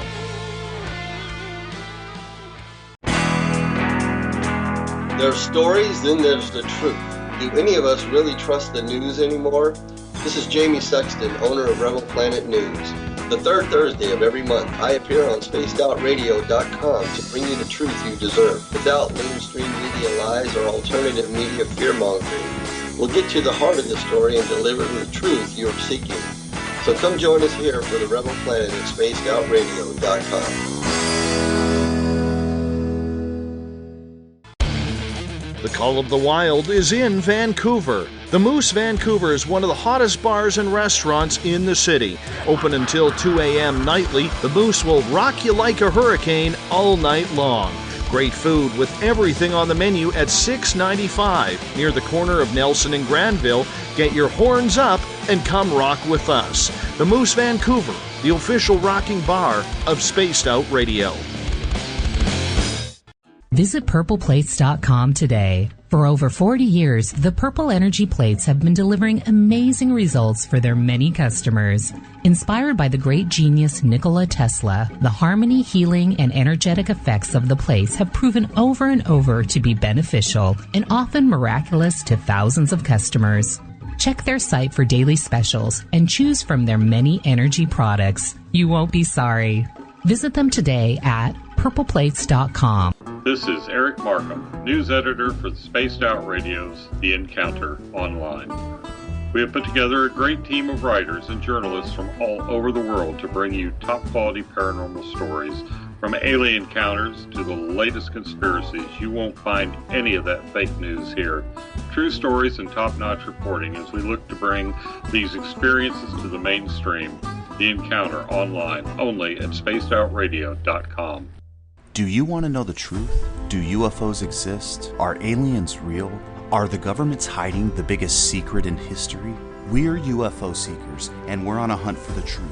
Subscribe to our YouTube channel and follow along with us as we journey across the United States, visiting UFO hotspots and alien hotspots, trying to document the UFO phenomenon. Catch us on Spaced Out Radio every third Monday of the month as we discuss Area 51, UFOs, and more. And also, don't forget to subscribe to us on YouTube. You hear footsteps in the empty room above you. A rocking chair begins rocking by itself. Don't be afraid of the things that go bump in the night. Reach for Spirit Storybox, the iPhone app the Huffington Post UK called the only ghost hunting app you will ever need. Spirit Storybox. The spirits are telling their stories. It's Cosmic Sundays with me, Elizabeth Anglin, in Cosmic Passport. Let me take you down a 3-hour spiritual journey where we will get into everything from ET contact to Psychic Sundays. It's a journey of listening and learning together with some of the best professionals in their fields. You can tune in to Cosmic Passport at spacedoutradio.com every Sunday, starting at 9 p.m. Pacific, midnight Eastern.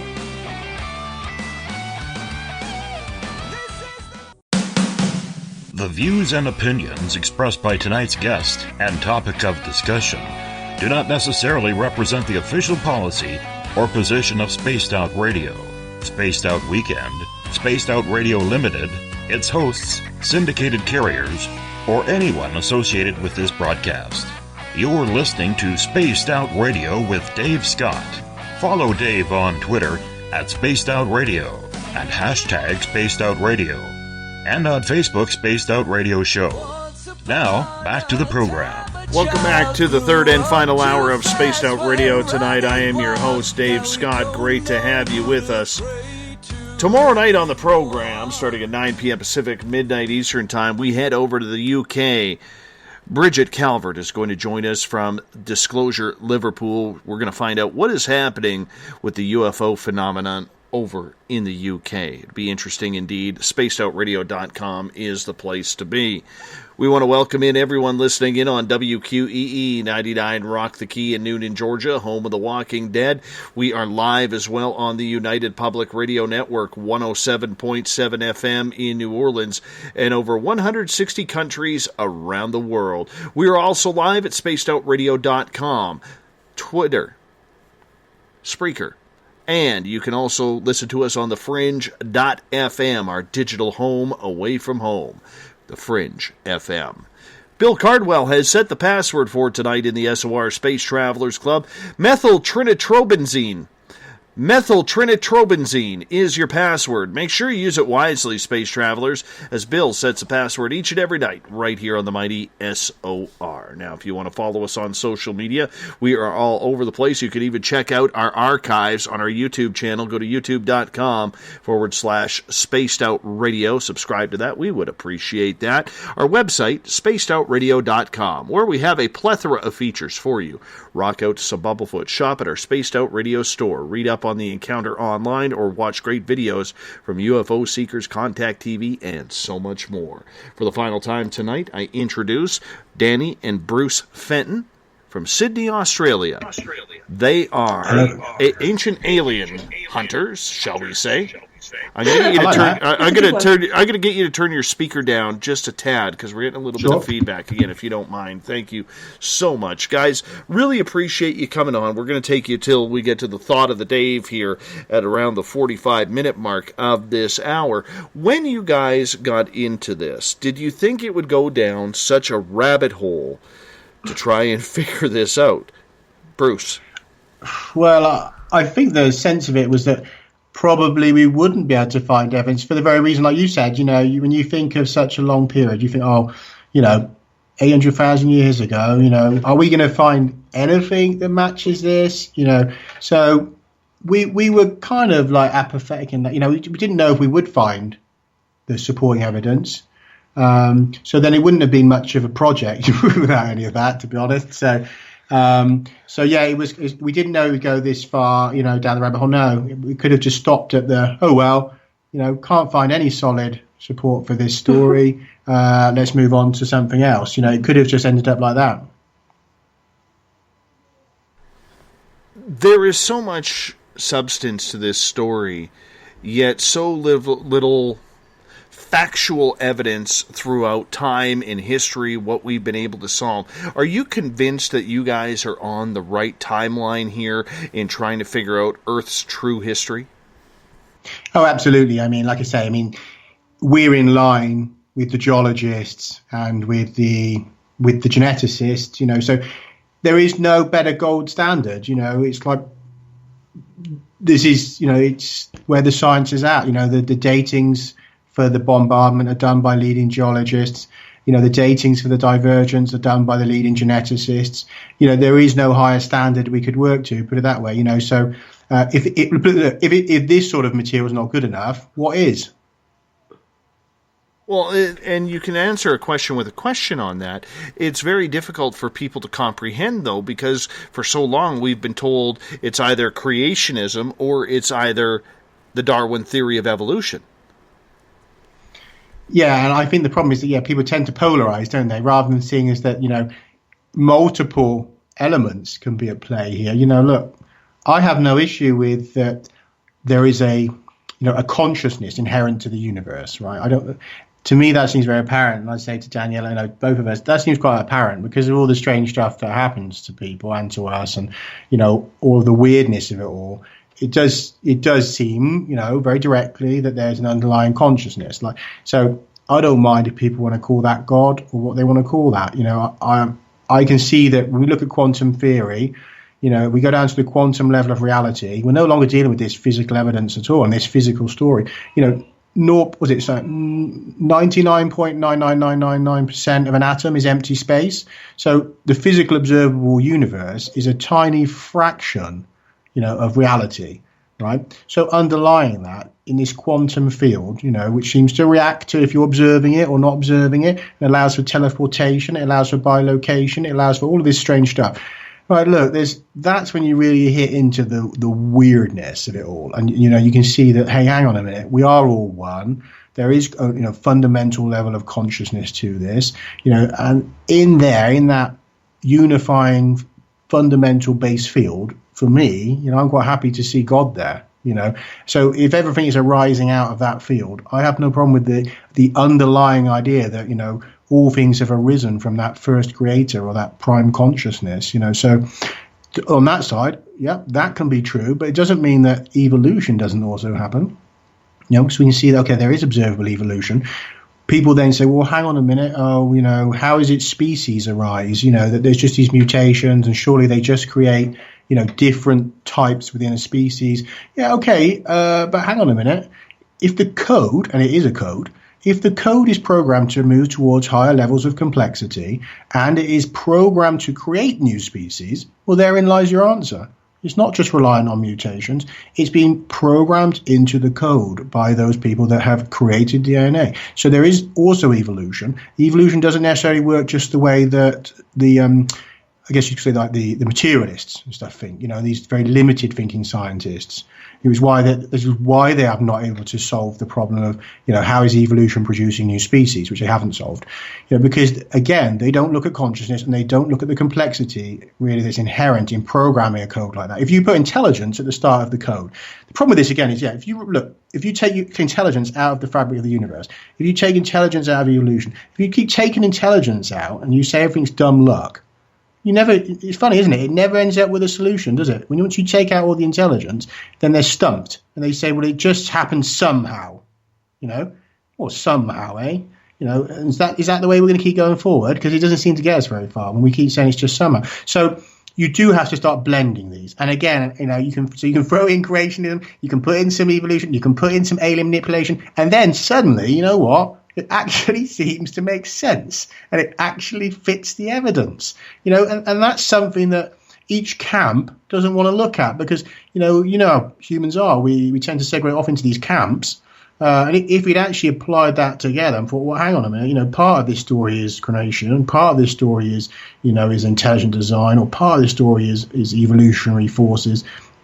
It actually starts to make a lot of sense, and it does fit the observed evidence, and it does seem to explain the mechanics of what we see. So I don't think that there's a simple thing where I can say, well, it's all aliens, or it's all this, or all that. No, so I'm not dogmatic about it in that way and say that, we've got to chuck out all this other stuff. Mm-hmm. If it is fitting the observed evidence and it explains what's happening, then we have to look at it, right? I want to get to a couple questions from our audience here. This one starts off with John, who says, there are people out there who claim to be Pleiadian starseeds. Where are they really from? That's a good question. There's two ways of looking at that. Firstly, I think that one of the things that the Pleiadians did when they modified the code, is put something into the DNA, remember his code, that at some point would activate and that people would begin to sense that they are a star-born or star-related race, because there are more and more people saying that they feel that they are Pleiadian, right? And that is fundamentally is also true from our argument that the DNA has been modified by Pleiadians and that they did put some small element of themselves into us. I also feel that they have likely deliberately put in code which would at some point activate, and people would start to feel this connection. This is part of a extraordinarily complex, multi-layered contact event, which has been underway for thousands and thousands of years. And part of that was always knowing there would be a time before that they could make a full-on contact with us where it's transparent, where they would need us to be ready for that. And part of the ready for that is to recognize we have a relationship, that this is not a hostile group. And one of those aspects of that is this tapping into a cellular memory, a message, in our DNA, which is telling us that. So some of these people, I believe, are tapping into that. Now, on a more esoteric level, there are people with direct past life memories who remember being Pleiadians. And again, the story that we've used as a source for that, many of those people remember being crew on the ship, right? Others remember being reptilians blowing the ship out of the sky, right? Some of them remember being born into the first Homo sapien hybrids, right? Some of them are accessing what seem to be past life memories, okay? So it does seem to be a combination factor. I feel that some people, yes, may well genuinely have spent lifetimes reincarnating as another type of species, an alien species. That I do think that probably the majority of people that say, I feel I'm Pleiadian, are tapping into something that's been deliberately done to Homo sapiens, and is activating at this time, because this is a very important time in the contact. It's about to go to the next level, that they want now us to look. In my opinion, right, we're right on the knife's edge here. Right, the beings are already here. They've always been here. But we have made a very bad choice, because we have allowed leaders to come into place who are working with Orion groups, right? The absolute polar opposite of who we should have been working with. These other beings will not come in and do the landing on the White House lawn or anything like that, because apart from anything else, it would look like an invasion, and it would be the trigger for these groups and the Orion groups and the other humans to start this sort of blue beam-esque, war against the aliens. So we're in a really difficult situation. So one of the things that is required to make this go ahead in the right way, from our understanding, is people start to recognize, hang on a minute, there are friends out there, but we need to change the situation here before we can move into that kind of alliance. So the reincarnated Pleiadians, that's part of it. There are beings here that are on Earth helping. The remembering the DNA, that's part of it. That's to get people to start feeling an alliance with these other beings. So it's a very complex contact scenario. Nibiru. There is a giant debate in the alternative community saying this is the missing planet, it's Planet X, it's hiding behind the sun, it's hiding behind the moon, it's out there, it's the double sun. There is so much going on with Nibiru. Personally, I don't believe it actually exists. I may be in the minority in the alternative side, but I think we waste a lot of time trying to figure out this so-called exoplanet that we could see every other planet in our solar system, including Pluto, but Nibiru just happens to be out of range every single time, unless it's some brutal CGI film that people are actually falling for, which I feel sorry for them. When are we going to get over this whole Nibiru BS?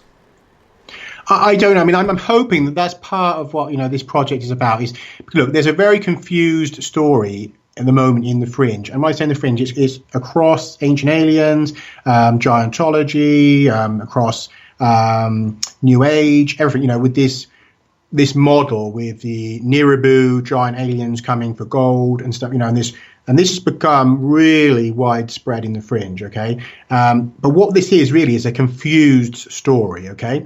Because yes, there are stories of the Anunnaki stories and stuff, There is a time about 6,000 years ago, okay, when it seems that these beings came again, right? These Pleiadians and Orion and all these other beings that like to come here, that they have come and they have contacted. And yes, they have been and seen proto-Maya people in the Mexico, and they have seen early Sumerians and stuff. Okay, so that aspect is there, right? But what has happened is we have this confused story right now, and I'll tell you why it's confused. Because you have these Anunnaki who actually, you're talking about both the reptilians and the Pleiadians as one group for a start. So you're hearing that there's these slave-making ones who are evil. And at the same time, people were saying these Pleiadians were allies and they were great and that they were transferring knowledge to people. Hang on a minute. You've got two conflicting things going on. They're saying, well, these Anunnaki are fighting each other. Hang on a minute. It's because we've joined two absolutely opposing forces and called them all Anunnaki, right? That's the first bit of confusion in the story. The second bit is the timing. Because, yes, like all these ancient cultures remember stories, probably either from their shamans or from ET contact, which say that Homo sapiens were made hundreds of thousands of years ago by alien visitors. That is also true. But that's been warped into aliens were on Earth for hundreds of thousands of years living with us, doing all this gold mining and all this stuff, and that's not true. Again, it's a mixed version. Yes, they came hundreds of thousands of years ago. Yes, they created Homo sapiens. then there's a huge gap where we are just basically getting on with it as like primitive hominins doing nothing really but making crap stone tools while our brains start to grow, right, and start to increase in complexity. And then later on, there are visitations again when we get to certain stages of development, right, where they have made, and it does seem they've made tweaks, like with Danny said earlier, the Mayan things that they were making upgrades and they were doing stuff. The Sumerians talk about these visitors, and it does suggest in there that perhaps they were also doing some genetic upgrades, right? But there is nothing. Look, there is nothing in the Sumerian text about gold mining. Go into the corpus of Sumerian texts online and look for gold, right, and you'll find all these references. There's no gold mining, and there's a sensible reason for that, right? Gold is abundant in the universe. If you go out into an asteroid belt, there's enormous asteroids. They're almost pure platinum and gold and silver, right? These precious metals are just floating around in enormous chunks. We've got plans now on Earth, right, to mine the asteroid belt. And they said one asteroid they've targeted could bankrupt the whole planet because it had so much precious metals in one asteroid, it could bankrupt the whole planet. It was trillions of dollars worth of precious metals.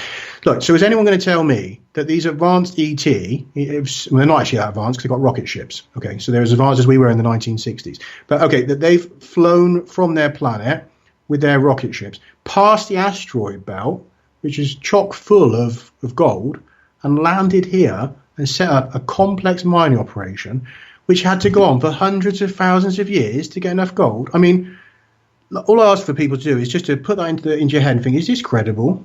You know, is this really credible? And like, you know, look how much gold's still left now. They were mining for 400,000 years and we're still mining, we're finding all this gold. I mean, you've got to sort of hang on. It's not that the whole thing is wrong, right? That's why people believe it. It's like with any sort of disinfo or misinfo, you know, the reason why you feel it's true is because there is truth in it, yeah? The truth in it is some of these early cultures, like the Mayans and Sumerians, have been told or have seen in psychic visions the creation event of the Pleiadians, and they have seen the reptilian, this Orion creation event. They know that this stuff went on, but it's not that the beings were here for hundreds of thousands of years mining gold. There's this bit that's been really confused into one mishmash, and it's not one group of, this is not Anunnaki that are both evil and good. No, there's warring factions. The Bible even, look, if you want to get to the biblical stuff, it's there in it. There is a war in the heavens, right? And Michael and his angels fought against the reptilians, against the dragon and his angels. But he was not victorious, and he was cast down to the earth where he deceives mankind. It's right there. Like, for anyone who wants the Christian perspective, it's right there that the reptilians are cast down and they're hiding on your planet, manipulating your leaders, right? They're telling you in there that we know that's happened. And there's multiple references to the Pleiades, there's references to Orion in there. So if people want to take the Christian perspective, it's in there. And that comes out of Sumerian stuff as well. So the Sumerians, the Hebrews, these people knew about this stuff, the same as the Mayans did. So what I'm calling on here is people to stop and think, hang on a minute. He's not saying this is total rubbish. He's saying use some critical thinking, and then look, I'm offering you an account which is not that dissimilar, but based on actual evidence, based on the genetic evidence, based on the geological record, right? Which is telling you, yes, these ancient cultures did know that they were, Homo sapiens were created. And they did know there's been, yes, there was a later visitation 6,000, 5,000 years ago, whatever it was, at that time, which they're talking about with these beings, talking to them and teaching them. Yes, but please, just forget about the middle bit where the people are trying to argue for hundreds of thousands of years of gold mining. That it did not happen. We know that because no matter where you dig on the world, it doesn't matter if you're a farmer or an archaeologist, nobody finds any evidence of that. What you find is primitive stone tools. Yeah, and we know from brain development, it's only in the last couple 100,000 years that we've really got the kind of brain where we can even engage with anything like learning science from beings. Before that, we were just making the same stone tools for hundreds of thousands of years. We were not exactly brainiacs. Okay, so you have that, right? You have all that. So there's a mishmash. So I hope people will go away and think, hang on, yeah, look, Nibiru, it doesn't make sense. That these beings came from a planet in our solar system, no, it doesn't make sense. They're coming through wormholes from very far away, right? And they are entering our system. And people have seen it, those spirals in the sky, and people are seeing phenomena that look like wormholes. If you look in the records, again, this is else. I think Will Hart recently put an article in New Dawn, okay, people can look at.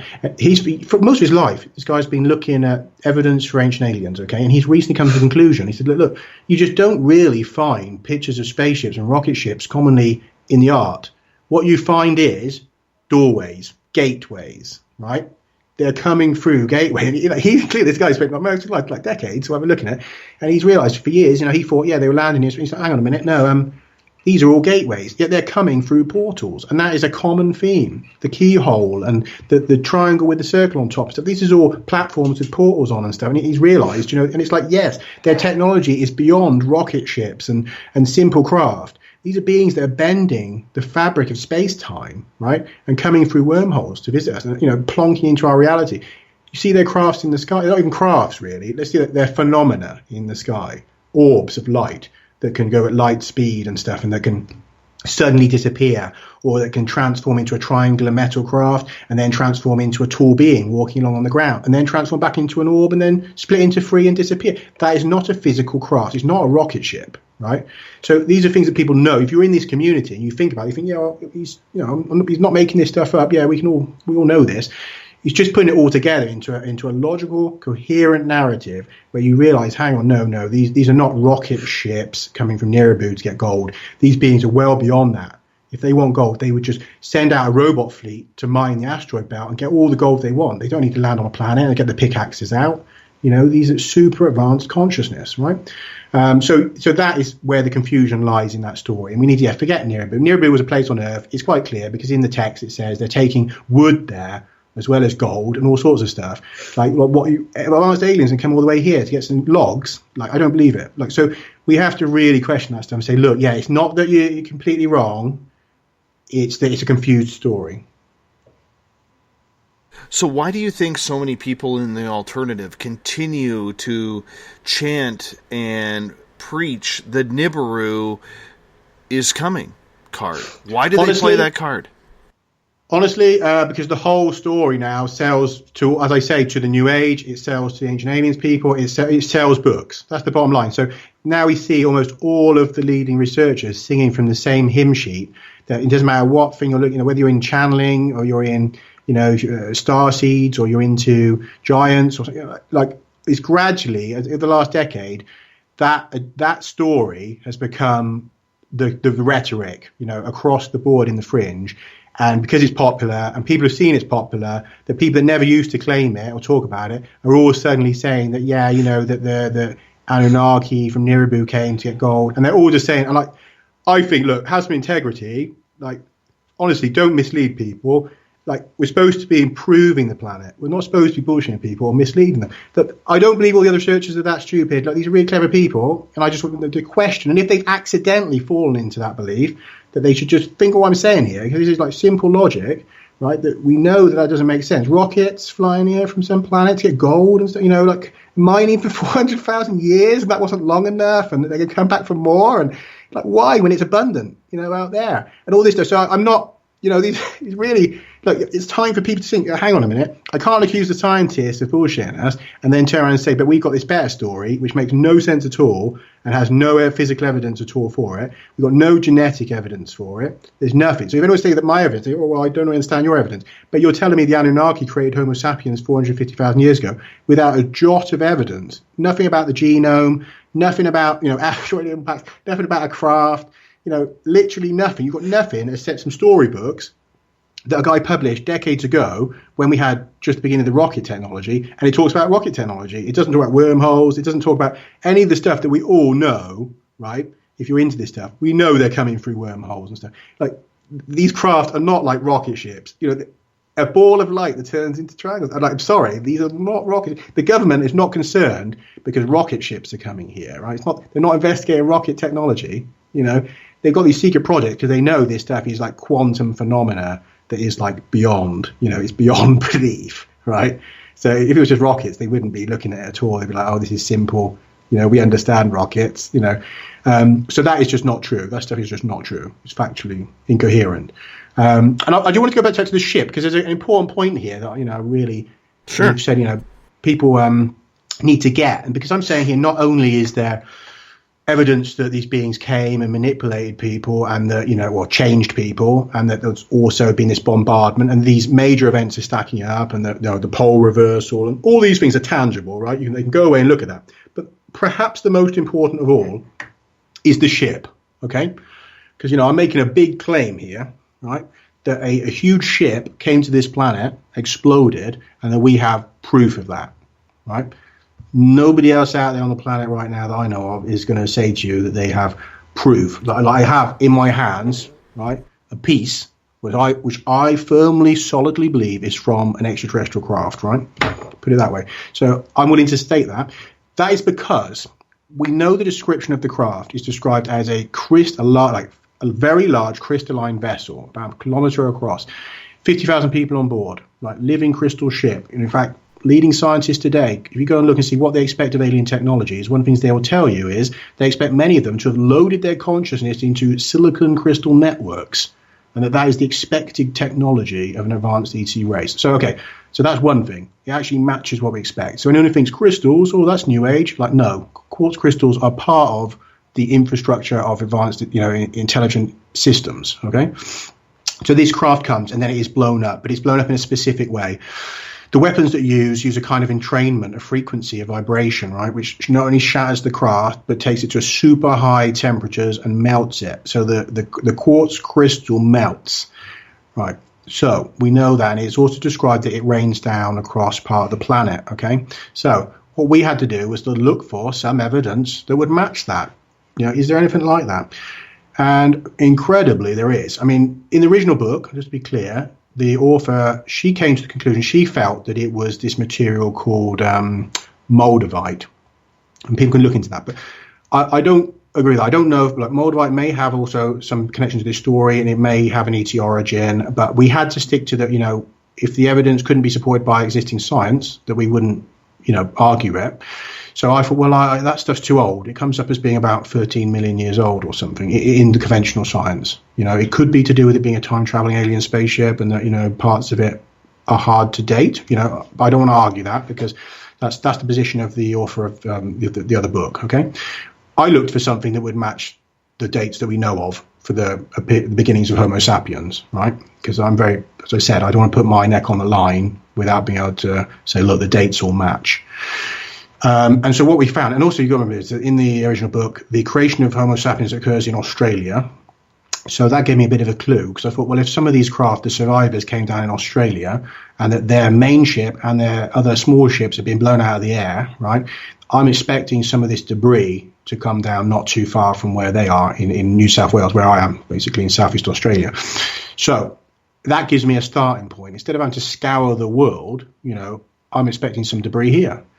And so I looked into the record and found, I thought, I'm never going to find anything. Am I? Seriously, ancient spaceship, 800,000 years ago nearly. Unbelievably, yes, there is. There's a material. It's a kind of a tektite, right? And a tektite is a crystalline material produced usually, there's only about 4 tektite strewn fields on the planet. It's a very rare material. 3 of these strewn fields, or collections of this material, are known to be related to impact sites of comets or asteroids or something, right? It's produced this kind of glass, okay? One of them is unique, and that's the Australians one, right? And the reason for that is the pieces have what's called double melting. And for decades and decades and decades, there's been a mystery. NASA has explored this, all the leading scientists, the geologists have looked at this material. There's something really, really weird here, because the material doesn't match an impact type, because firstly, there's no crater. There should be a really obvious crater. It should be about 40 kilometers across. It should be even in Australia or Southeast Asia, right? And then there's no sign of it. Right? It should be quite geologically young, because most of these craters that they found for them are like millions of years old, right? And so 780,000 years ago, in geological terms, they consider that very young. There should be a very fresh crater, they're easy to see with satellite scanning. No sign of it. So that's one anomaly. Right.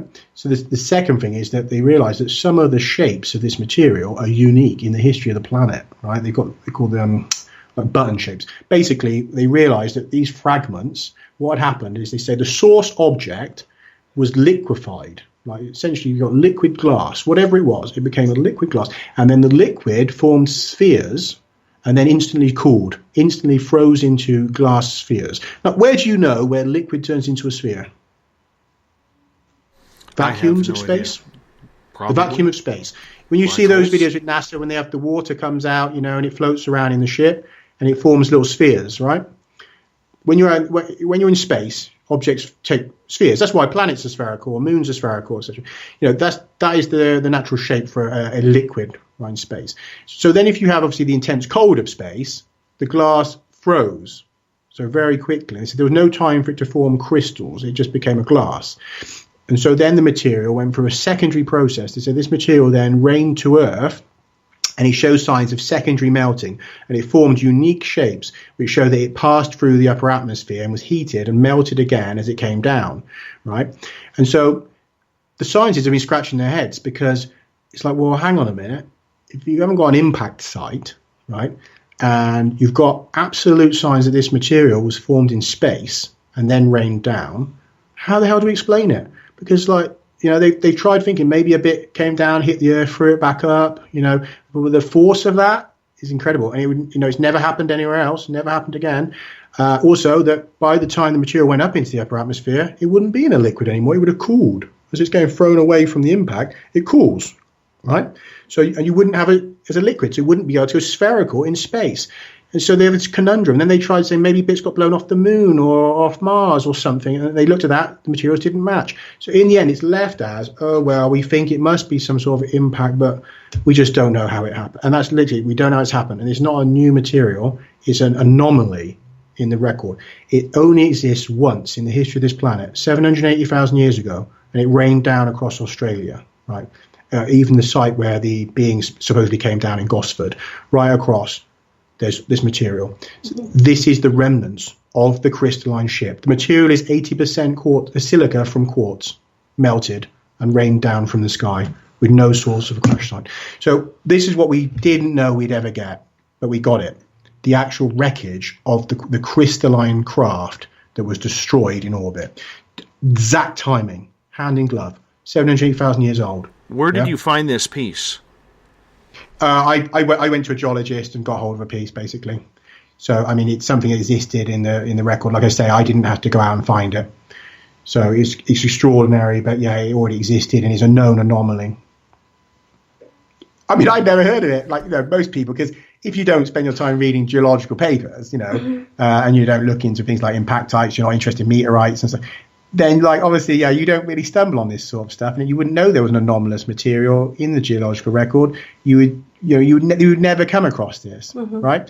And of course, the scientists, although they've exhausted all of their explanations for it, they're never going to suggest it's from an alien spaceship, are they? Let's be honest, right?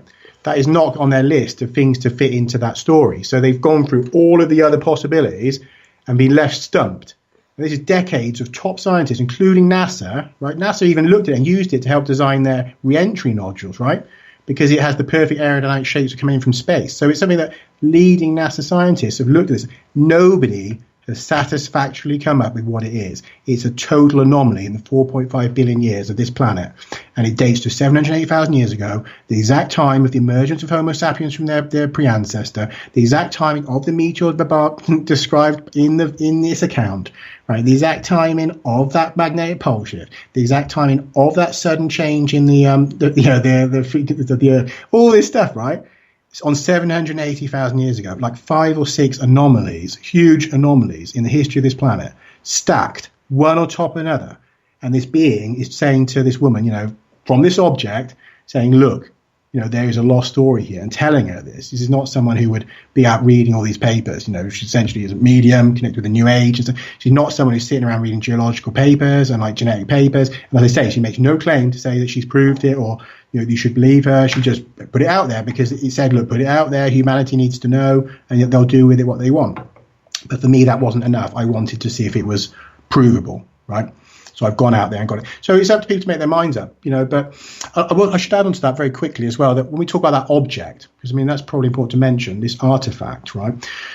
There's these artifacts are called Chiringa stones. I don't think I mentioned this, did I? No. So no, not yet. There are Aboriginal groups who have a tradition, and they say that in the creation time, there were these stone artifacts called Chiringa stones, and that they were containers, right, of an extraterrestrial consciousness, of Chiringa beings, right? That they have an aspect of this consciousness from these beings who were there in the creation times. and that they're still in there, and they're totally sacred. No one can look. They're not allowed to look at them. That's why the woman came to her wrapped up in leaves. She never opened it. It is totally taboo to look at it, right? So there was there's these objects, and it starts to talk to her. Actually, exactly as the Aboriginal people say, that it contains consciousness from a being from the dream time. And it comes to her house, and then a voice starts talking to her, saying it's now Chiringa being from the dream time, and it wants to tell her about the creation event. So there is a bizarre, coherence again in there, that this is actually what the Aboriginal would tell us. That we'd say, how can a stone be talking to you? But leading scientists say advanced technologies of alien beings would be totally, probably, inconceivable to us, and we might not be able to recognize them at all. Now, as you think about that, what is the best way to hide an advanced technology, something that monitors, records, or outputs signals on a planet with a species that's not as advanced as you? Making it look like a rock? Just putting a rock there amongst them? I mean, you think about it, but hang on, yeah, I mean, that's a pretty good thing. If you don't want to say, put a big, an alien satellite and land it there in their village, but you just put this rock. It doesn't look like anything, just like a silica rock, but it's imbued with AI or whatever, or a mechanism of them transferring their consciousness, or whatever it is they do exactly. But this is in that traditions of the Aboriginal people. So, it was amazing coherence between what they say and what happened to her. And one Aboriginal guy that came to her house, and like she said, do you want to see it? Because he said, he sensed that she had it. And he said, look, it's men's business, because it's true, women aren't supposed to touch them or look at them, right?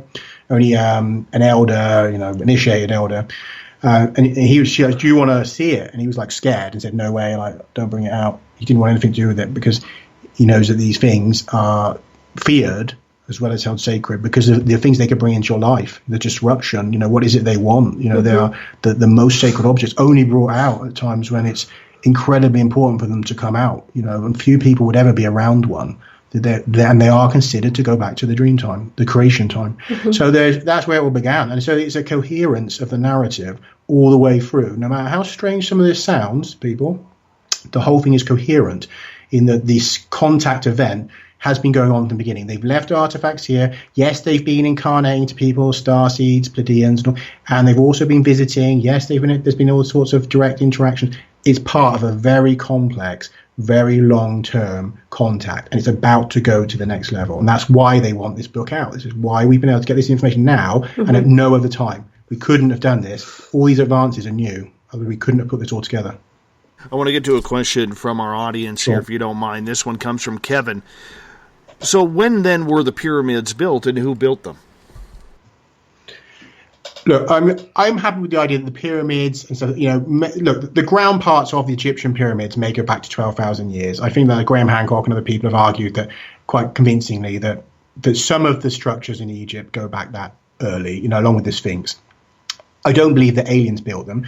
I certainly think that, yes, extraterrestrials and other entities have always been in contact with humanity through shamans and mediums and people. So, yeah, transfer of technology and knowledge to people has always been ongoing. And I think some of the mechanisms that ancient cultures used are based on ET information and knowledge. So I'd say, yes, we built them in the last 12,000 years, all these structures.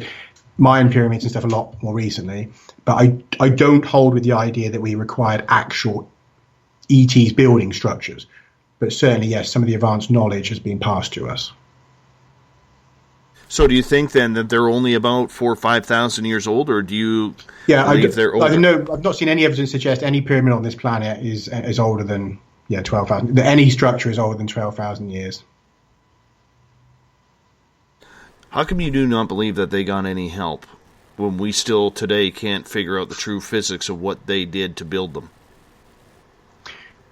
Well, being advised on methods to do things is a form of help. But what I'm saying is I don't believe that there was a need for aliens to fly down with their ships and start, building stuff for us, or that they'd have any interest. You'll think, well, why would they even want to do that? What is the incentive for them to come in and start building? Look, megalithic constructions, building with stone, is a human technology, right? If you can cross space from a distant star to Earth, you've gone long beyond the days of cutting up blocks and stacking them up, put it that way. So, you're arriving in some sort of advanced craft that can fold the fabric of space-time. And you haven't got things like nanotechnology, and you could just shoot down nanobots and build the whole thing from the sand around you into a singular structure. So, when you start applying that, you think, hang on a minute, yeah, this is not really advanced technology. It has advanced knowledge encoded into it, but the buildings themselves are not advanced technology. So that to me says that they cannot have been built by a sufficiently advanced intelligence, because they don't need to do that. And there's no reason to build with stone. If you can build with nanofibers and plastics and metals, and you start looking at these structures, you think, well, they're not really that much more advanced, right? Yes, they've got clever building techniques. And if you listen to some of the stories, like the Inca seemingly had access to a chemical that may have helped melt stone. There also seems to be some sort of concretes that aren't recognized, putting blocks together with conglomerates and concretes. So there are things going on in the past that are technological and that are lost to us, and that would have made these structures easier to build than if we just look at it how we're looking and thinking, well, we don't know how they did it, But they did have, advanced ways of doing it, but not ET level advanced. However, they do seem to encode knowledge that would have come from ETs, about distances to the sun and perhaps positioning of planets. There seems to be information, and in the Great Pyramid, for example, it does seem to, I know from personal experience and other people's experiments, that in the King's Chamber, you can, if you're playing the right resonant frequency, you produce a standing wave of sound in the pyramid, you will open a portal in that King's Chamber through which you can see another world. And I know a personal friend who did that experiment with the right resonant frequency. The whole pyramid was vibrating, the whole thing was booming, and he said a portal started to open. He saw a world with giant pyramids with a purple sky through a circular hole. Wormholes are supposed to be circular, by the way, like spherical, sorry. And that's what he saw. A spherical white thing opened up and he could see another world. So yes, they have encoded information. They've told us how to do certain things, but I don't want to confuse that with them building it. Bruce, Daniella, thank you so much for being on Spaced Out Radio tonight. Really appreciate you guys taking the time to come on with us and break down ancient aliens, human hybrids. Very interesting indeed. And by the way, how is tomorrow looking? Well, I'm interesting, and because for you, I'm still on yesterday. See, I'm still on yesterday for you. Yeah, that's right. We are in your future. You've got a time travel to catch up with us now through the wormhole. I'm trying to get there, my friends. I'm trying to get there. All of our Aussie listeners that come on into our chat rooms, I'm always like, "How's tomorrow looking? How is tomorrow looking?" Pretty good. Excellent. Hopefully more snowmans. Thank you so much. If people want to check out the book on the website, hybridhumans.net, they'll find, details there. And the book will be out in about 2 days' time. Perfect. So in 2 days, where can they get it? Do they got to go to the website? Can they go on Amazon? Yeah, they can go on Amazon. They can pre-order now on Amazon if they like. For the moment, it's just an ebook. I may well, do the old creating a print version soon enough. But initially, it's an ebook. All right. Appreciate your time, guys. Thank you so much for being on SOR. Thank you, everyone. Thought of the Dave coming up next. Thanks, guys.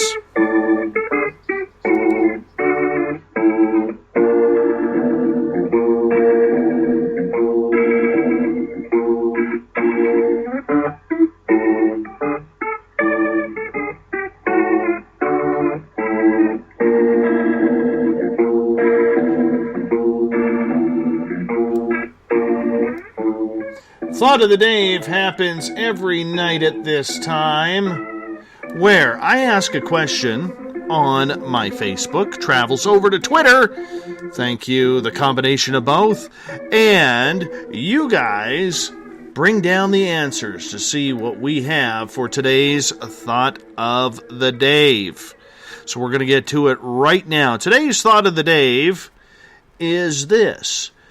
For the ET abductees out there, tell us about your experience, if you can, with hybrids. A little bit of an interesting question there. Tell us your interesting experience. Brent came out right off the bat. I don't know if I was abducted or not, but there was one dream I had when I was in my single digits that has me curious. My dream started like this.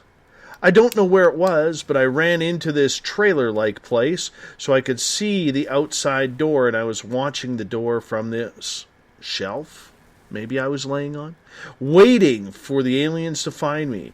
But since I didn't see them for a little, I felt safe enough to scream. So I screamed and screamed, but nothing came out. I then woke up, and all the screaming only came out a little holler when I awoke. Anyone think that means that anything with sleep paralysis and aliens chasing me actually happened? Could very well be, Brent. Or it could be just a childhood dream. We never know with these things. We never really know. Karen hops in and says, "We are that, space colonists adapted for life on Earth or for humans to live in space. Last year I recalled meeting my hybrid children shown in incubators. At least 3 separate incidents. Last experience I must have flipped out and took the baby and ran out. I was stopped. One thing why I believe why most UFO events are male-dominated is there is a clear effort to block out females who might remember involvement in the breeding programs, which seems vast if one listens to many experiencers. I've known guys shown their children too. Once you admit that experience memory, you are rendered not credible.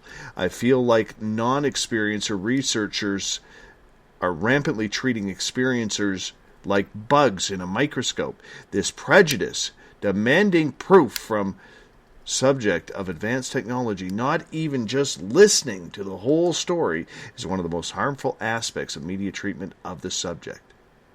I think Karen has some points there. A couple of them. You know, I really do think she has some points, because I do know a number of people, male and female, who have seen their children, their hybrid children, and they have had very traumatic experiences over it. They really have. It's been very, very intriguing to watch this happen, and I've talked to a number of people privately. I've talked to a number of people on this show about it. Some are so traumatized that they don't want to go on the air about it. People you wouldn't even believe. You know, people you've heard on the air that you wouldn't believe are hybrid abductees. Yet there they are. They're there. They're right there. So when someone like Karen comes out and says, you know, there is prejudice, I mean, how do you prove it? Really, think about that for a second. I'd like to know, how do you prove it? I mean, we have had, and I know people personally around me in my core, who have shown all signs of pregnancy, have not had a miscarriage, doctor goes and checks them out on an ultrasound and there's no baby there. The doctor was the one who confirmed they were pregnant. I know a couple women like that, personally. Their stories and their names have never been on this radio show. So how do you explain that? If you have a medical technician saying, what happened? Where's the baby? Yet nothing out of the ordinary happened. The person knows, and, you know, the woman can't sit there and say, yeah, you know, nurse, or, you know, doc, the old aliens took me last night, and something happened. Something strange happened. Then come the questions. Was there blood on your bed sheets? Did you go to the bathroom, and was there blood in the toilet? Was there blood in the shower or the bath? No, and no. Where did it go? I don't think they're going outside, not to be rude. So Karen does have a little bit of a point there. You know. This goes beyond false pregnancy. Goes beyond. Let's get to Sammy's question. I cannot say with certainty I have been, but here goes. A ton of 4 instances. At a very young, early age, I remember everything like my first Christmas, because I was born on December 1st. Soon after that, I was walking at 6.5 months of age, and then very shortly after that, I saw some creatures, sometimes ancient peoples, coming after me with a whip at about a year and a half. By 2, I had experiences of seeing what I could only describe as alien creatures. Sometimes they appeared blue or green, but always with gray hue over my lifetime. I have had missing time, which at times got me into a lot of trouble with my parents. As a kid and then with my hubby, very troublesome. I have had 8 pregnancies, 6 lost at or before 3 months, and the doctors always seemed puzzled as there was no obvious reason. By age 30, I had completely lost my female organs. I dream often of being in a strange place with strangers, and we all are afraid, panicking. The last one was just last week, and a Mexican lady and I got free somehow, and we tried to hide as there was no way out. As we found out, there was no hiding from them. This time I remember being found. Suddenly, I cannot move. Then this being came at me with some kind of rod straight into my eye. All the while, somewhere in my mind, I kept telling myself I was dreaming. Only when I woke up, it was with the utmost intense pain and behind my right eye. I hate being a lab rat. Unfortunately, all of this disclosure and embracing ET may never come for us, as we are to them what an ant farm or a lab rat is to us. I could go on and on with stories or my recollections, only mine seem to be in bits and pieces. How's that? That's a powerful story. Do you buy it? Mainstream would say, let's go get her checked into, go get her some sanity pills.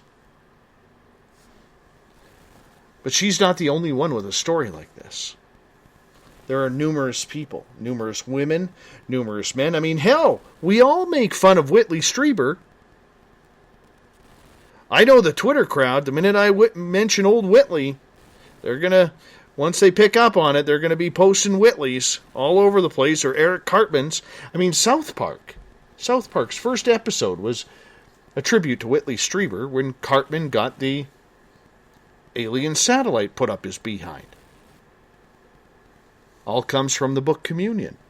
People have been making fun of Whitley for 35 years. Why stop now? Come on, Twitter crowd. Get it going. You know who I'm looking at. Mr. AWS. I expect something from you here. I set it up for you. The whole point being, guys and girls, we do have this going on. We do have this going on. Some are just absolutely heinous and inhumane. Other people can't take it. Others? Well, they probably do need a psychiatrist because they may just want their 15 minutes of fame. The rest of us, I don't really know.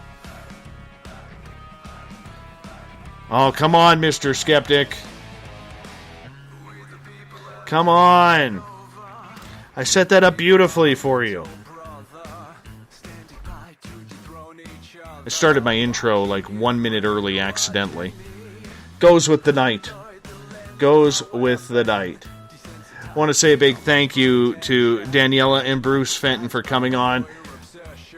Their website, once again, hybridhumans.net. That's hybridhumans.net or brucefenton.info if you want to check it out. They're from Sydney, Australia. So make sure you check them out. The book will be out in 2 days, hybridhumans.net. Tomorrow night on the program, I'm hopefully going to get Periscope back up and running. Hopefully. But we're going to head over to the UK, talk a little disclosure. From Disclosure Liverpool, Bridget Calvert is going to join us starting at 9 p.m. Pacific, midnight Eastern Time at spacedoutradio.com. I want to say a big thank you to everyone sitting at home, in their cars, at work, wherever you may be, listening to tonight's show. I know it was a little bit of a rough one. I do apologize. It happens when you're a one-man show. But thank you so much for being a part of it. Everybody on Twitter at hashtag Spaced Out Radio, you were fantastic tonight. So was Periscope until that kind of screwed up on us. Want to say a big thanks to everybody over on Spreaker tonight. You were fantastic. And, of course, a head nod to all the veterans in the SOR Space Travelers Club on Facebook. Glad to have you with us. Thank you for sharing our post, sharing the show, being a big part of everything we do. Because together, my friends, we own the night. I will talk to you in 21 hours from now. Mr. Bumblefoot, we need a favor. We need you to take us home. Have a good one, everyone. We'll see you tomorrow. Good night.